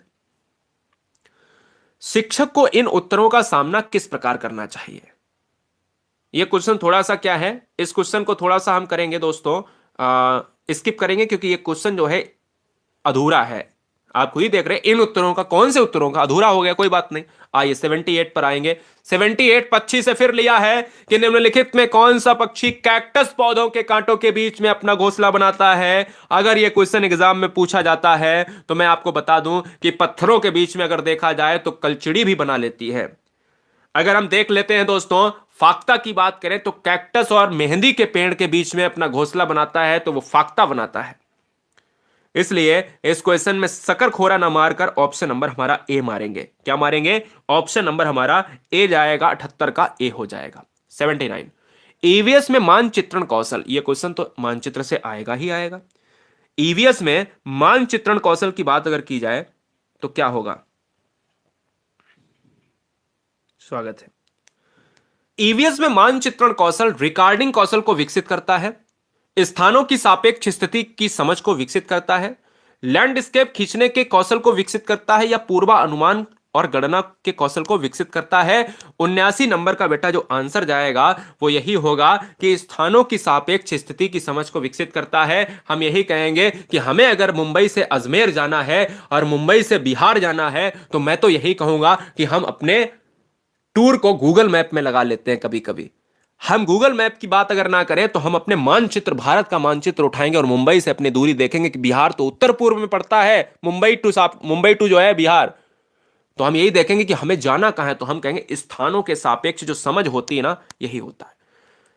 पक्षी अपना घोंसला क्यों बनाते हैं? पिछले वाले सेशन में पक्षी और घोंसले की बात करी थी मैंने, पुराने बच्चे होंगे वो देख रहे होंगे इस वीडियो में। अगर अब भी गलत किया तो माफ नहीं करेंगे, ये क्वेश्चन गलत हो गया तो माफ नहीं करेंगे दोस्त।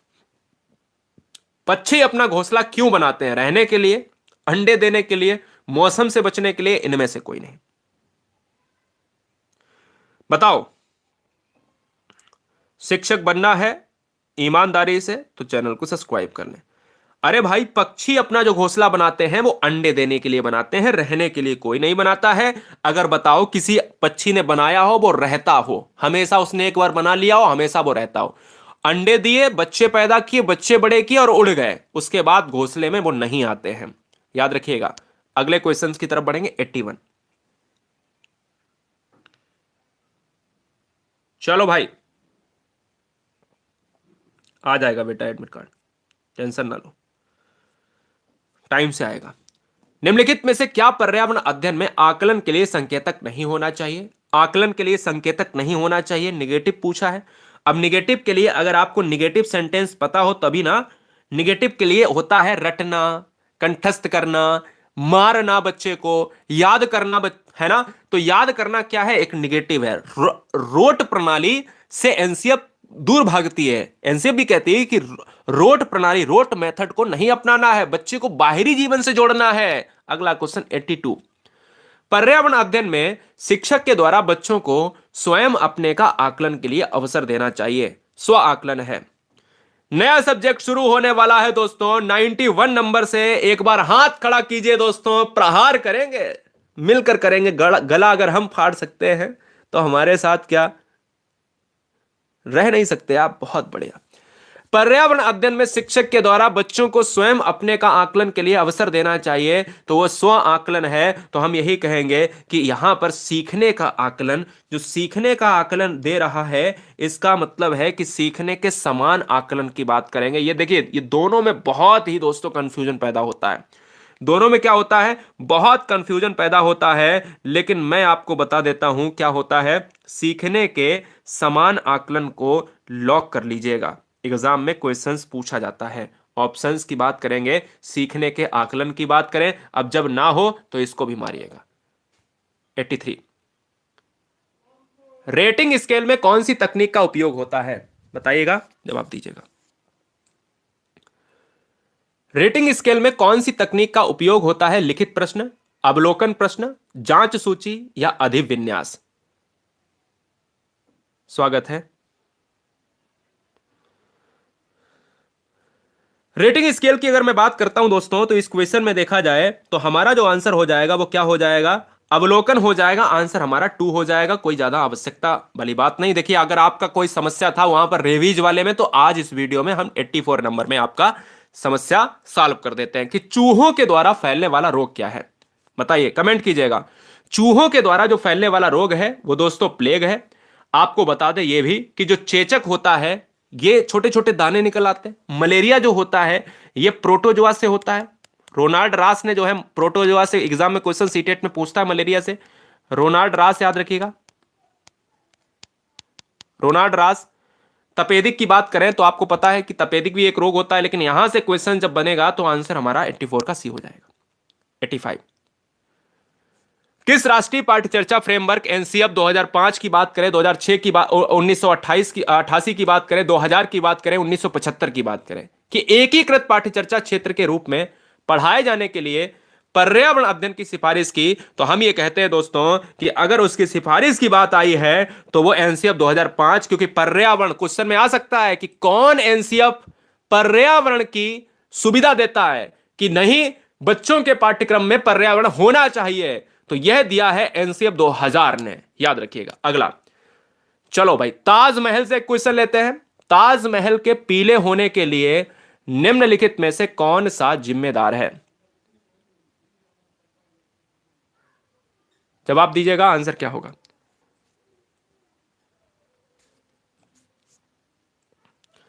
ताजमहल के पीले होने के लिए निम्नलिखित में कौन सा जिम्मेदार है? तो अगर जिम्मेदार की बात करें तो सल्फर डाइऑक्साइड है। SO2 की बात करेंगे दोस्तों, ये very very most important point को नोट कीजिएगा। सल्फर डाइऑक्साइड हुआ, नाइट्रिक एसिड हुआ दोस्तों, इसके अलावा बहुत सी चीजें, H2SO4 हुआ, लेकिन SO2 जो है ये रीजन बन रहा है। एसिड रेन इसका जिम्मेदार है, एसिड रेन, एसिड रेन जिम्मेदार है, ठीक है ना, अम्ल वर्षा। क्वेश्चन नंबर 87 आपके स्क्रीन पर है कि सुषमा चाहती है कि उसके छात्रों को पेड़ों के संरक्षण के लिए संवेदनशील बनाया जाए। निम्नलिखित में कौन सी ऐसी करने की सबसे उपयुक्त रणनीति है? कौन सी रणनीति है, आपको जवाब देना है, लॉक करना है। सुषमा चाहती है कि उसके छात्रों को पेड़ों के संरक्षण के लिए संवेदनशील बनाया जाए। निम्नलिखित में कौन सा ऐसा करने की सबसे उपयुक्त रणनीति है? 87 का जो आंसर जाएगा दोस्तों वो किसके साथ चला जाएगा, बताइएगा। सबसे बेहतर आंसर बताना है। चौथा नंबर बिल्कुल सही बात है, क्योंकि अगर एक बच्चे को कहोगे कि एक पौधा बेटा लगाओ अपने घर में और उस पर पानी डालो रोज, और ये देखो कि वो कब बढ़ रहा है, कब फूल दे रहा है, कितने छोटे पर फूल दे रहा है, ये कितना बड़ा अगर हो रहा है तब वो उसके अंदर फूल आ रहे हैं, या वो अगर आम का पेड़ है तो कितने बरसों बाद आएंगे, है ना। तो समझिएगा कि पौधे को अपनाने और पोषित करने में मदद करना। 88 नंबर ये है पेडागोजी। हमने आपको कॉन्सेप्ट के क्वेश्चंस भी कराए। इस 150 वीडियो यानी इस पूरे पेपर को बनाने में हमें बहुत मशक्कत और बहुत मदद लेनी पड़ी। सारी टीम लगी तब जाके इन चीजों को बनाया। 91 नंबर आपका इंतजार करेगा एक नए चैप्टर के साथ दोस्तों, एक नए मॉक टेस्ट के साथ। क्या आप तैयार हैं अगले विषय को तैयार करने के लिए? जो सबसे ज्यादा सबसे भारी पॉइंट आपके लिए बनता है उसको पास कराने के लिए हम ऐसी ट्रिक बता देंगे, यानी मैथ। देखिए क्वेश्चन 30 कराएंगे। पहले क्वेश्चन 88 नंबर कहता है दोस्तों, ईवीएस शिक्षण अधिगम में कक्षा में प्राप्त अधिगम को विद्यालय के बाहर से जीवन भाई एनसीएफ 2005 ये कहता है, उसका तात्पर्य यह है कि अगर 87 के 88 नंबर को अगर आप देखोगे तो हम यही कहेंगे कि पाठ्य पुस्तकों से बाहर जाइए। बाहर जोड़ने का मतलब ही साफ साफ है। देखिए वैश्विक पर्यावरण को नहीं हमें लेना है, हमें पाठ्य पुस्तक से लिंक कर देना। कोई बच्चा देखिए दूसरा दूसरा क्वेश्चन मार रहा है, दूसरा ऑप्शन मार रहा है, गलत बात है यार। 88 का बी कैसे हो सकता है, आप समझो इस चीज को। क्वेश्चन नहीं पढ़ पा रहे हो आप, क्वेश्चन नहीं पढ़ पा रहे हो, मतलब क्या है। 88 नंबर, 88 नंबर में साफ साफ कह रहा है वो कि भाई प्राप्त अधिगम को विद्यालय के बाहर से जीवन से जोड़ने का मतलब ये कह रहे हो तुम लोग कि भाई पाठ्य पुस्तक से लिंक कर दो, तो वो तो उसी में हो जाएगा, किताबी कीड़ा बन जाएगा। तो आंसर हमारा ए हो जाएगा। मतलब यह है पाठ्य पुस्तक से बाहर जाना। क्लियर है? चलिए 89, बहुत बढ़िया बहुत बढ़िया। चलो भाई बड़ा आंसर देख के मार दिया, चलो कोई बात नहीं, बड़ा आंसर देख कर मार दिया है। कल को ब्याह करके लाओगे, लंबी बहू ले आओगे घर में और पीछे से देखोगे कोई लंबी बहू को पकड़ लोगे। अगला क्वेश्चन स्क्रीन पर 89, निम्नलिखित में कौन सा ईवीएस कक्षा में गतिविधि है, गतिविधियां कौन से ऑप्शंस की तरफ बढ़ेंगे? बताइए दोस्तों इस क्वेश्चन का आंसर क्या होगा। श्यामपट्ट का उपयोग, फील्ड भ्रमण, चित्र पढ़ना या ऑल एबव। इस क्वेश्चन में अगर देखा जाए तो ऑल एबव वाला ऑप्शंस बिल्कुल सही हो जाएगा। क्या ऑल एबव वाला ऑप्शंस बिल्कुल सही हो जाएगा। अगला क्वेश्चन, पर्यावरण अध्ययन पाठ्यक्रम बच्चों की समग्र शिक्षा का कारण बन सकता है यदि यह है एकीकृत, समावेशी, विषयगत या उपयुक्त सभी।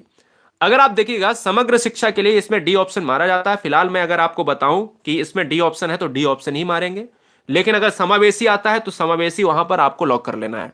आंसर विवादों में जाता है, ये मैं पहले से ही बता देता हूं। क्या आप सभी तैयार हो दोस्तों? जल्दी से बताएंगे, क्या आप सभी तैयार हो एक मैथ पेडागोजी को करने के लिए? 91 से मैथ पेडागोजी देखिएगा कैसे ट्रिक से करते हैं, जिसमें 30 में अगर आपके 28 से कम नंबर आए तो उसका मतलब ही क्या है। अगर बहुत ही घटिया मैथ होगी, मैं आपको बताता हूं बिल्कुल देसी भाषा में, तब भी आप 15 से 20 के बीच में रहोगे। यह मेरा मानना है। 15 से कम 14 नहीं हो सकता, यह मेरा मानना है। प्राथमिक स्तर पर भाषा सीखने सिखाने की सबसे पहली शर्त क्या है? ये देखो पिछली बार मैथ का क्वेश्चन जब आया था उसमें हिंदी का क्वेश्चन डाल दिया था, कोई बात नहीं। यहां पर निब्रेश समृद्ध संप्रेषण जो है वातावरण की बात की गई थी और इसमें बाल साहित्यकारों का साहित्य की बात की गई थी। तो फिलहाल अगर देखा जाए 91 में देखा जाए तो ऑप्शन नंबर डी हो जाएगा। 92 में आइएगा, गणित से प्रश्न लेते हैं। एक गणित शिक्षण का मानना है कि स्वाभाविक रूप से लड़के लड़कियां यानी लड़के गणित में लड़कियों से अच्छे होते हैं और हमने लड़के लड़कियों से संबंधित गणित में कई क्वेश्चन कई तरीके से घुमा घुमा के क्वेश्चन कराए। हमने कई बार आपको यह भी बताया कि लड़कियां अक्सर गणित में कमजोर होती हैं। बताइए यह कथन कैसा है? ये भी कराया। हम ये भी करा रहे हैं कि स्वाभाविक रूप से लड़के गणित में लड़कियों से अच्छे होते हैं। हम ये भी करा चुके हैं आपको या अभी कराएंगे कि जैसे कि एक पोस्टर आपकी दीवार पर चिपका हुआ है, उसमें लड़कियां जो है घर के कार्य को करते हुए दिखाई गई और लड़के ऑफिस जाते हुए कार्य को करते हुए दिखाए गए हैं। तो बताइए वो क्या है? वो लैंगिक पूर्वाग्रह, वो दोस्तों लिंग पक्षपाती है। इसलिए लिंग पक्षपाती की बात करी जा रही, सी ऑप्शन हो जाएगा। 93 आपके स्क्रीन पर है, आपको लॉक करना है। 93 कह रहा है कि ग्रेड अंकों से कैसे भिन्न है, यह प्रश्न है, आपको लॉक करना है। ग्रेड अंकों से कैसे भिन्न है?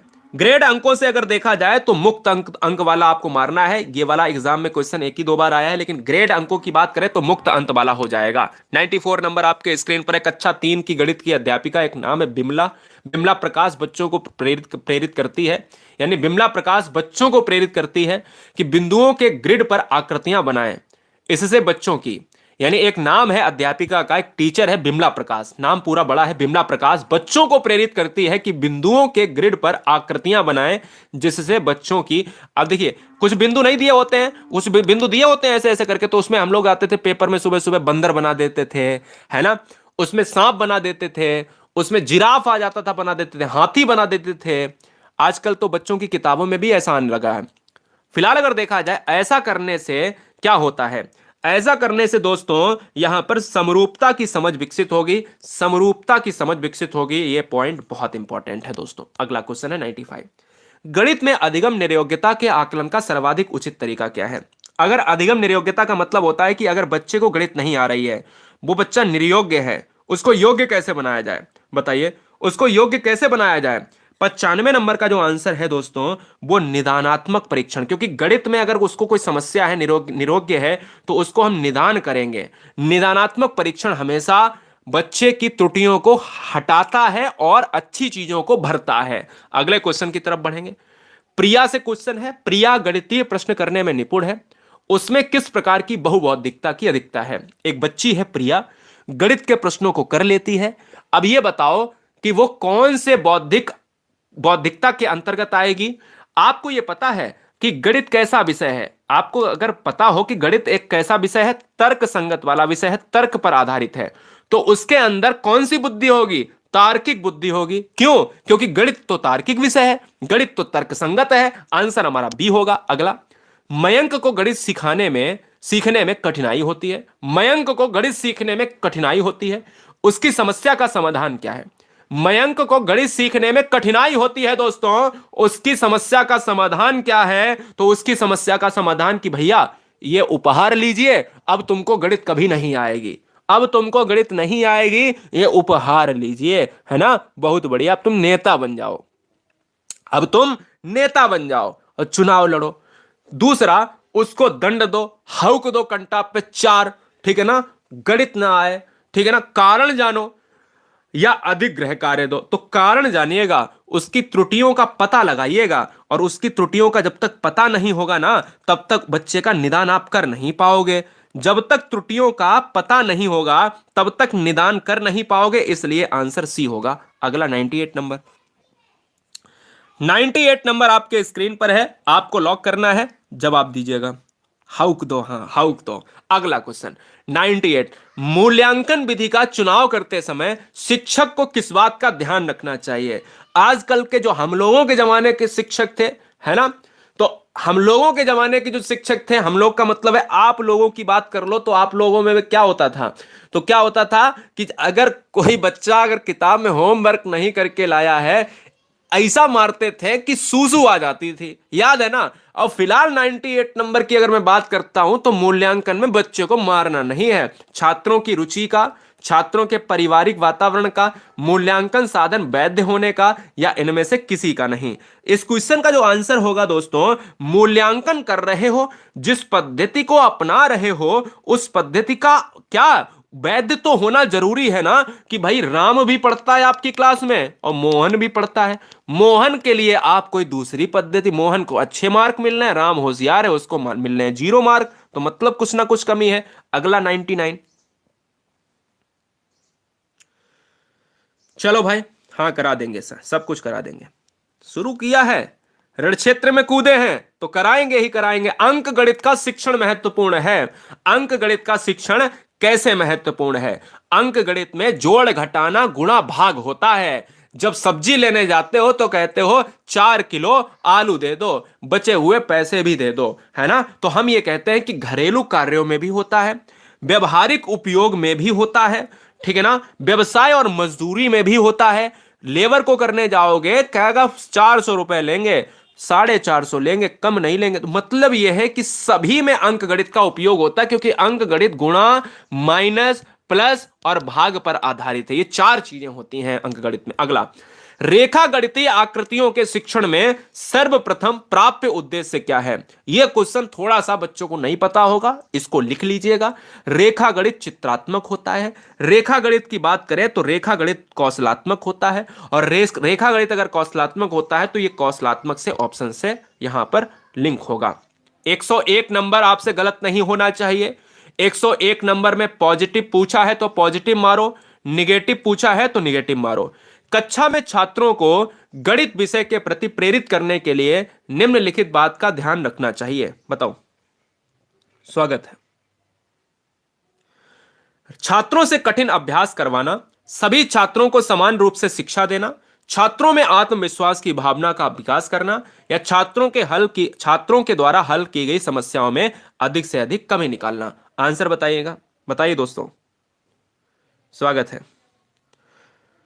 101 नंबर का जो आंसर हो जाएगा वो चला जाएगा छात्रों में आत्मविश्वास। भैया सबसे बढ़िया पॉइंट ये है, अगर देखो गणित विषय में प्रेरित करना, हमारे तुम्हारे जमाने में गणित विषय में अगर प्रेरित नहीं हो पाते थे, हौक दिए जाते थे, लेकिन यहां पर क्या कह रहा कि आत्मविश्वास बेटा ऐसे नहीं करना है, इसमें ऐसे करना है, आप कर सकते हो, है ना। और हम लोगों में मुर्गा बना दिया जाता था, है ना, लड़कियों को एक टांग पर खड़ा कर दिया जाता था।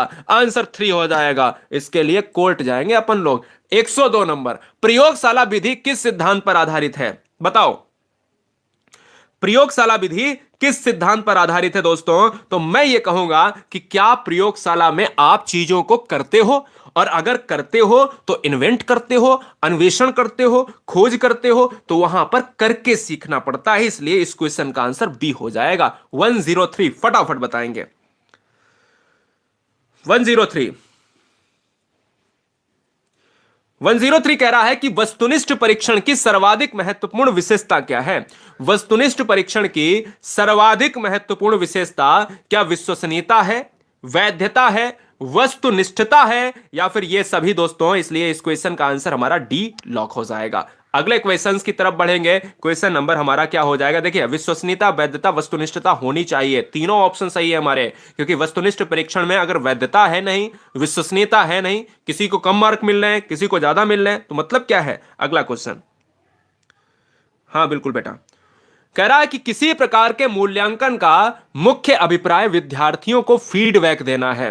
किसी प्रकार के मूल्यांकन की बात करें, कौन सा ऐसा प्रकार है जिसमें बच्चों को फीडबैक देना होता है, बताओ। बच्चों को फीडबैक देना होता है कि उसमें केवल आप देखो कि बच्चों को रचनात्मक मूल्यांकन से जोड़ दो। कोई बच्चा क्रिएटिव है, रचनात्मक को कहा जाता है सृजनशील बच्चा। क्लियर है? चलिए अगले क्वेश्चंस की तरफ बढ़ेंगे। 105 में कहता है कि कहता है, क्या कहता है कि किसी गणितीय आकृति को दिखाकर प्राप्त किया जाने वाला उद्देश्य है। मान लो त्रिभुज हमने आपको दिखा दिया, तो बताओ कौन सा उसमें दिखाकर कौन सा उद्देश्य हमारा पूरा हो जाएगा, या कौन सा उद्देश्य आपका पूरा हो जाएगा जो आप सीख जाओगे, बताओ। सब्सक्राइब करने के लिए मेरे हर परिवार को, मेरे हर भाई को, मेरी हर बहन को दिल से आभार। शिक्षक का प्लेटफॉर्म गुरुजी वर्ल्ड एग्जाम स्टडी पिछले कई वर्षों पहले बना था, और आज आप पर निर्भर है। जिस समय बना था वहां से लेकर मिलियंस बच्चों को एक ऐसी धार, एक ऐसी रास्ता को दिखाया है। मैंने उन्हीं बच्चों को रास्ता दिखाया जिन बच्चों ने अपार मेहनत करी, और आप जैसे बच्चे खाली नहीं बैठेंगे। कहा नहीं जाता कि अंधेर हो सकती है, पर यहां पर क्या है, देर हो सकती है पर अंधेर नहीं हो सकता, क्योंकि भगवान भी यही कहता है, आप जिसे भी मानते हैं वो यही कहता है कि भाई हो सकता है कि कर्म करके ही मिल जाए, मेहनत करके ही मिल जाए। 105 नंबर का जो आंसर जाएगा बेटा वो किसके साथ चला जाएगा? वो चला जाएगा हमारा ज्ञानात्मक उद्देश्य, क्योंकि ज्ञान को प्राप्त हो रहा है, और ज्ञानात्मक उद्देश्य कहां पर है? हमारा ऑप्शन नंबर किसमें है? 4 में है। अगला, सीखने के आकलन का आधार क्या है? सीखने के आकलन का आधार क्या है? तो भैया लर्निंग, सीखना क्या है? एक परिवर्तन है। बच्चा रोज सीखता है, हर बूढ़ा व्यक्ति रोज सीखता है। हम कब तक सीखते हैं बोलो दोस्तों? हम आपसे पूछूंगा मैं, हम लोग कब तक सीखते हैं? हम लोग तब तक सीखते हैं जब तक हम मृत्यु की सैया तक नहीं जाते हैं। बोलो राइट ना, बोलो राइट। जब तक हम मृत्यु की सैया तक नहीं जाते तब तक हम सीखते रहते हैं। इसलिए व्यवहारिक परिवर्तन को सीखने का आकलन माना गया। 106।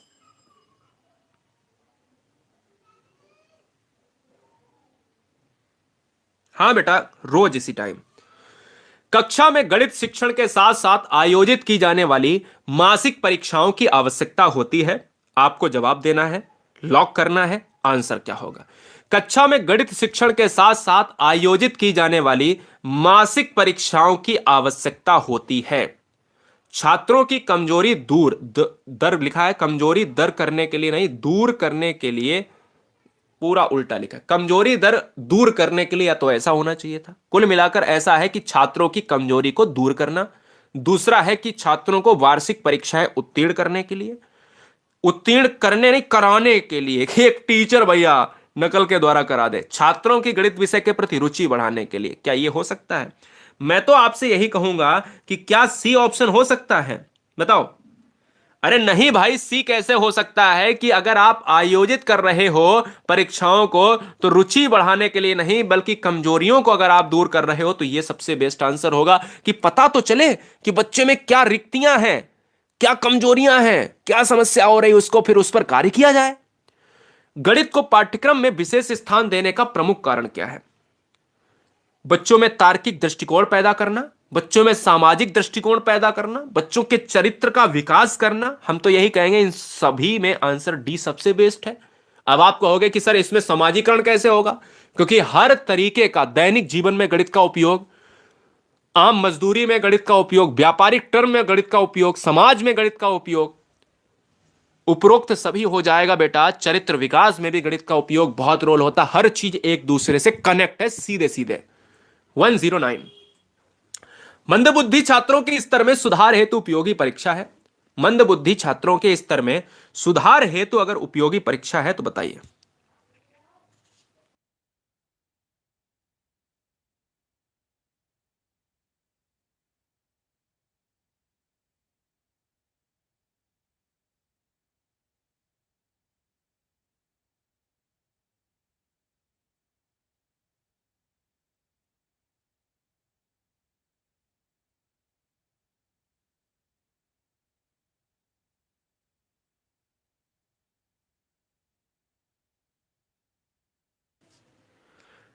हाँ ठीक है, चलिए। मंदबुद्धि छात्रों के स्तर में सुधार करने हेतु अगर उपयोगी परीक्षा है तो हम ये कहेंगे, क्या निदानात्मक परीक्षण हो सकता है? बताइए बेटा, क्या निदानात्मक परीक्षण हो सकता है? तो बिल्कुल सही है, निदानात्मक परीक्षण हो जाएगा, क्योंकि बच्चे की रिक्तियों को जानिए और उसका निदान कीजिए।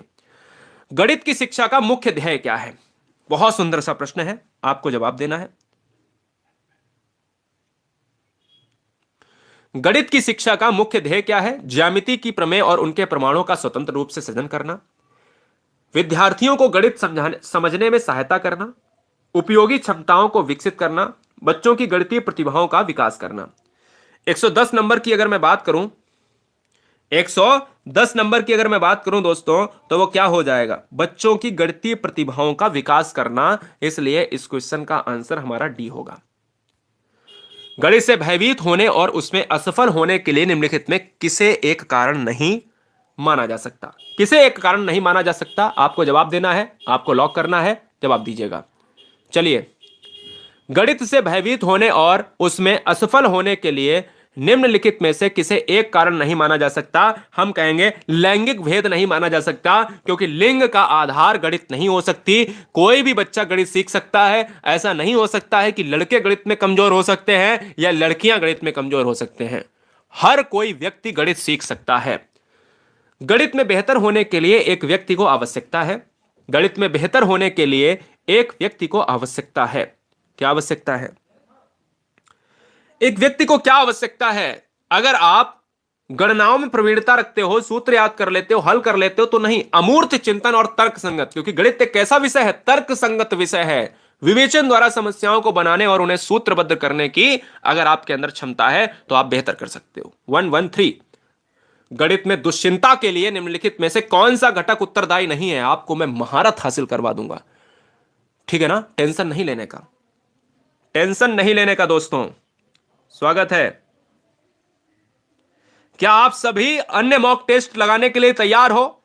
क्या आप सभी इसी समय मॉक टेस्ट लगाने के लिए तैयार हो? आज टेलीग्राम ज्वाइन कर लीजिएगा सभी बच्चे। आज टेलीग्राम पर 2 मैराथन का अनाउंस करूंगा। 2 मैराथन का हम जो है टाइम, गुरुजी वर्ल्ड 2.0 भी अपना प्लेटफॉर्म है, उस पर हम एक टाइम को एक क्लास चलाकर देखेंगे और मैराथन 2 लेंगे, लंबी लंबी मैराथन लेंगे, जिससे सारे फैक्ट आपके क्लियर हो जाएं। फिलहाल इस क्वेश्चन की बात करें, जितने बच्चे हैं निशुल्क मॉडल पेपर लगाने के लिए, जो पेपर में हूबहू प्रश्न जैसे मिलेंगे ऑनलाइन में, सब्सक्राइब कर लो सभी बच्चे, एग्जाम तक तो बने रहो। 113 नंबर का आंसर हो जाएगा क्या? बताइएगा। लिंग हो जाएगा, उत्तरदायी नहीं है, लिंग नहीं है, वही बात आ गई ना। चलिए, निम्नलिखित में कौन सा कथन सही है? दो अभाज्य संख्याओं का योगफल सदैव अभाज्य होता है। यह क्वेश्चन आपको यहां पर करना है। सबसे छोटी अभाज्य संख्या एक है, बताओ फटाफट। एक भाज्य संख्या विषम होती है।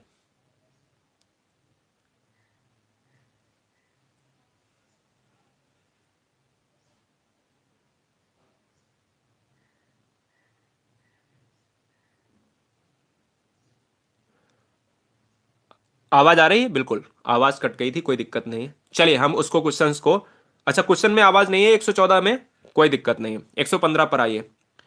गणित में निम्नलिखित पदों में से कौन सा पद परिभाषित नहीं है? अब ये क्वेश्चन पिछली बार जब ऑनलाइन परीक्षा में आया तो बच्चा कंफ्यूज हो गया। गणित में अगर देखा जाए कौन सा पद परिभाषित ही नहीं, उसकी परिभाषा को नहीं लिया गया। रेखा की परिभाषा, समतल की परिभाषा, चतुर्भुज के विकर्णों की परिभाषा, क्या सबकी परिभाषा, लेकिन बिंदु को नहीं लिया गया। गणित की परियोजनाओं के बारे में निम्नलिखित कथनों में से कौन सा सही नहीं है? कौन सा सही नहीं है आपको जवाब देना है, आपको लॉक करना है। वे अन्वेषण कौशल को प्रोत्साहित करते हैं, ये तो है। नहीं है, निगेटिव लगाना है तो निगेटिव तो है नहीं। वे गणित में अंक प्राप्त करना आसान करते हैं। वे समस्या समाधान कौशल को बढ़ाते हैं। वे अंतर विषय अनुबंधों को सिद्ध करते हैं। फिलहाल इस क्वेश्चन की अगर मैं बात करूं तो हम कहेंगे कि वो भैया, हम तो साफ साफ देख रहे हैं कि आसान करते हैं। अंक को प्राप्त करना आसान नहीं होना चाहिए, बल्कि गणित के तर्क संगत विषय को समझना आपको चाहिए, ठीक है ना। चलिए 117, ज्यामिति से उपपत्ति लिखना संकेत करता है। ज्यामिति में उपपत्ति लिखना संकेत करता है, क्या संकेत करता है? ज्यामिति में उपपत्ति लिखना संकेत करता है कि ज्यामिति प्रश्न के वर्णन को, क्या है? ज्यामिति प्रश्न के वर्णन को। इसलिए इस क्वेश्चंस में ज्यामिति वाले ऑप्शंस को ज्यामिति से लॉक करेंगे।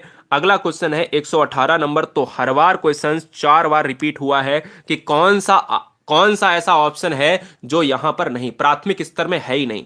प्राथमिक स्तर में दो चीजें नहीं है दोस्तों, एक तो आपका रेशियो नहीं है, अनुपात नहीं है, और एक आपका एंगल नहीं है। तो कोण नहीं है, इसलिए इस क्वेश्चन का आंसर बी हो जाएगा। अगला क्वेश्चन है 119, उपलब्धि परीक्षण एवं नैदानिक कर लीजिए। नैदानिक परीक्षण में क्या अंतर है? उपलब्धि परीक्षण एवं नैदानिक परीक्षण में अंतर क्या है दोस्तों, आपको लॉक करना है। वीडियो को लाइक करने के लिए आप सभी का दिल से आभार दोस्तों, बहुत सुंदर। जितने भी बच्चे गुरुजी वर्ल्ड एग्जाम स्टडी प्लेटफॉर्म पर अभी हैं, उन सभी से कहना चाहूंगा, पेपर के लिए पॉजिटिव एनर्जी बनाए रखिएगा। कौन क्या कह रहा है? ज्यादा किताबें खंगालने की जरूरत नहीं है। अब ज्यादा किताबें, ज्यादा चैनल, ज्यादा चीजें पढ़ने की आवश्यकता नहीं है। अब आप जैसे ब्रिलियंट बच्चों का ही एग्जाम निकलेगा। हमें लगता है थोड़े समय के लिए कि अरे हमारा एग्जाम निकलेगा कि नहीं निकलेगा, निकलेगा कि नहीं निकलेगा, होता है ना।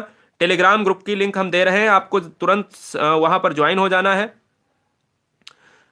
वहां पर हम आपको टाइम जो है अनाउंस कर देंगे आज शाम तक। उपलब्धि परीक्षण के लिए दोस्तों उद्देश्य आपका होना चाहिए कि भैया किन उद्देश्यों को पूरा कर रहे हो। 120 नंबर।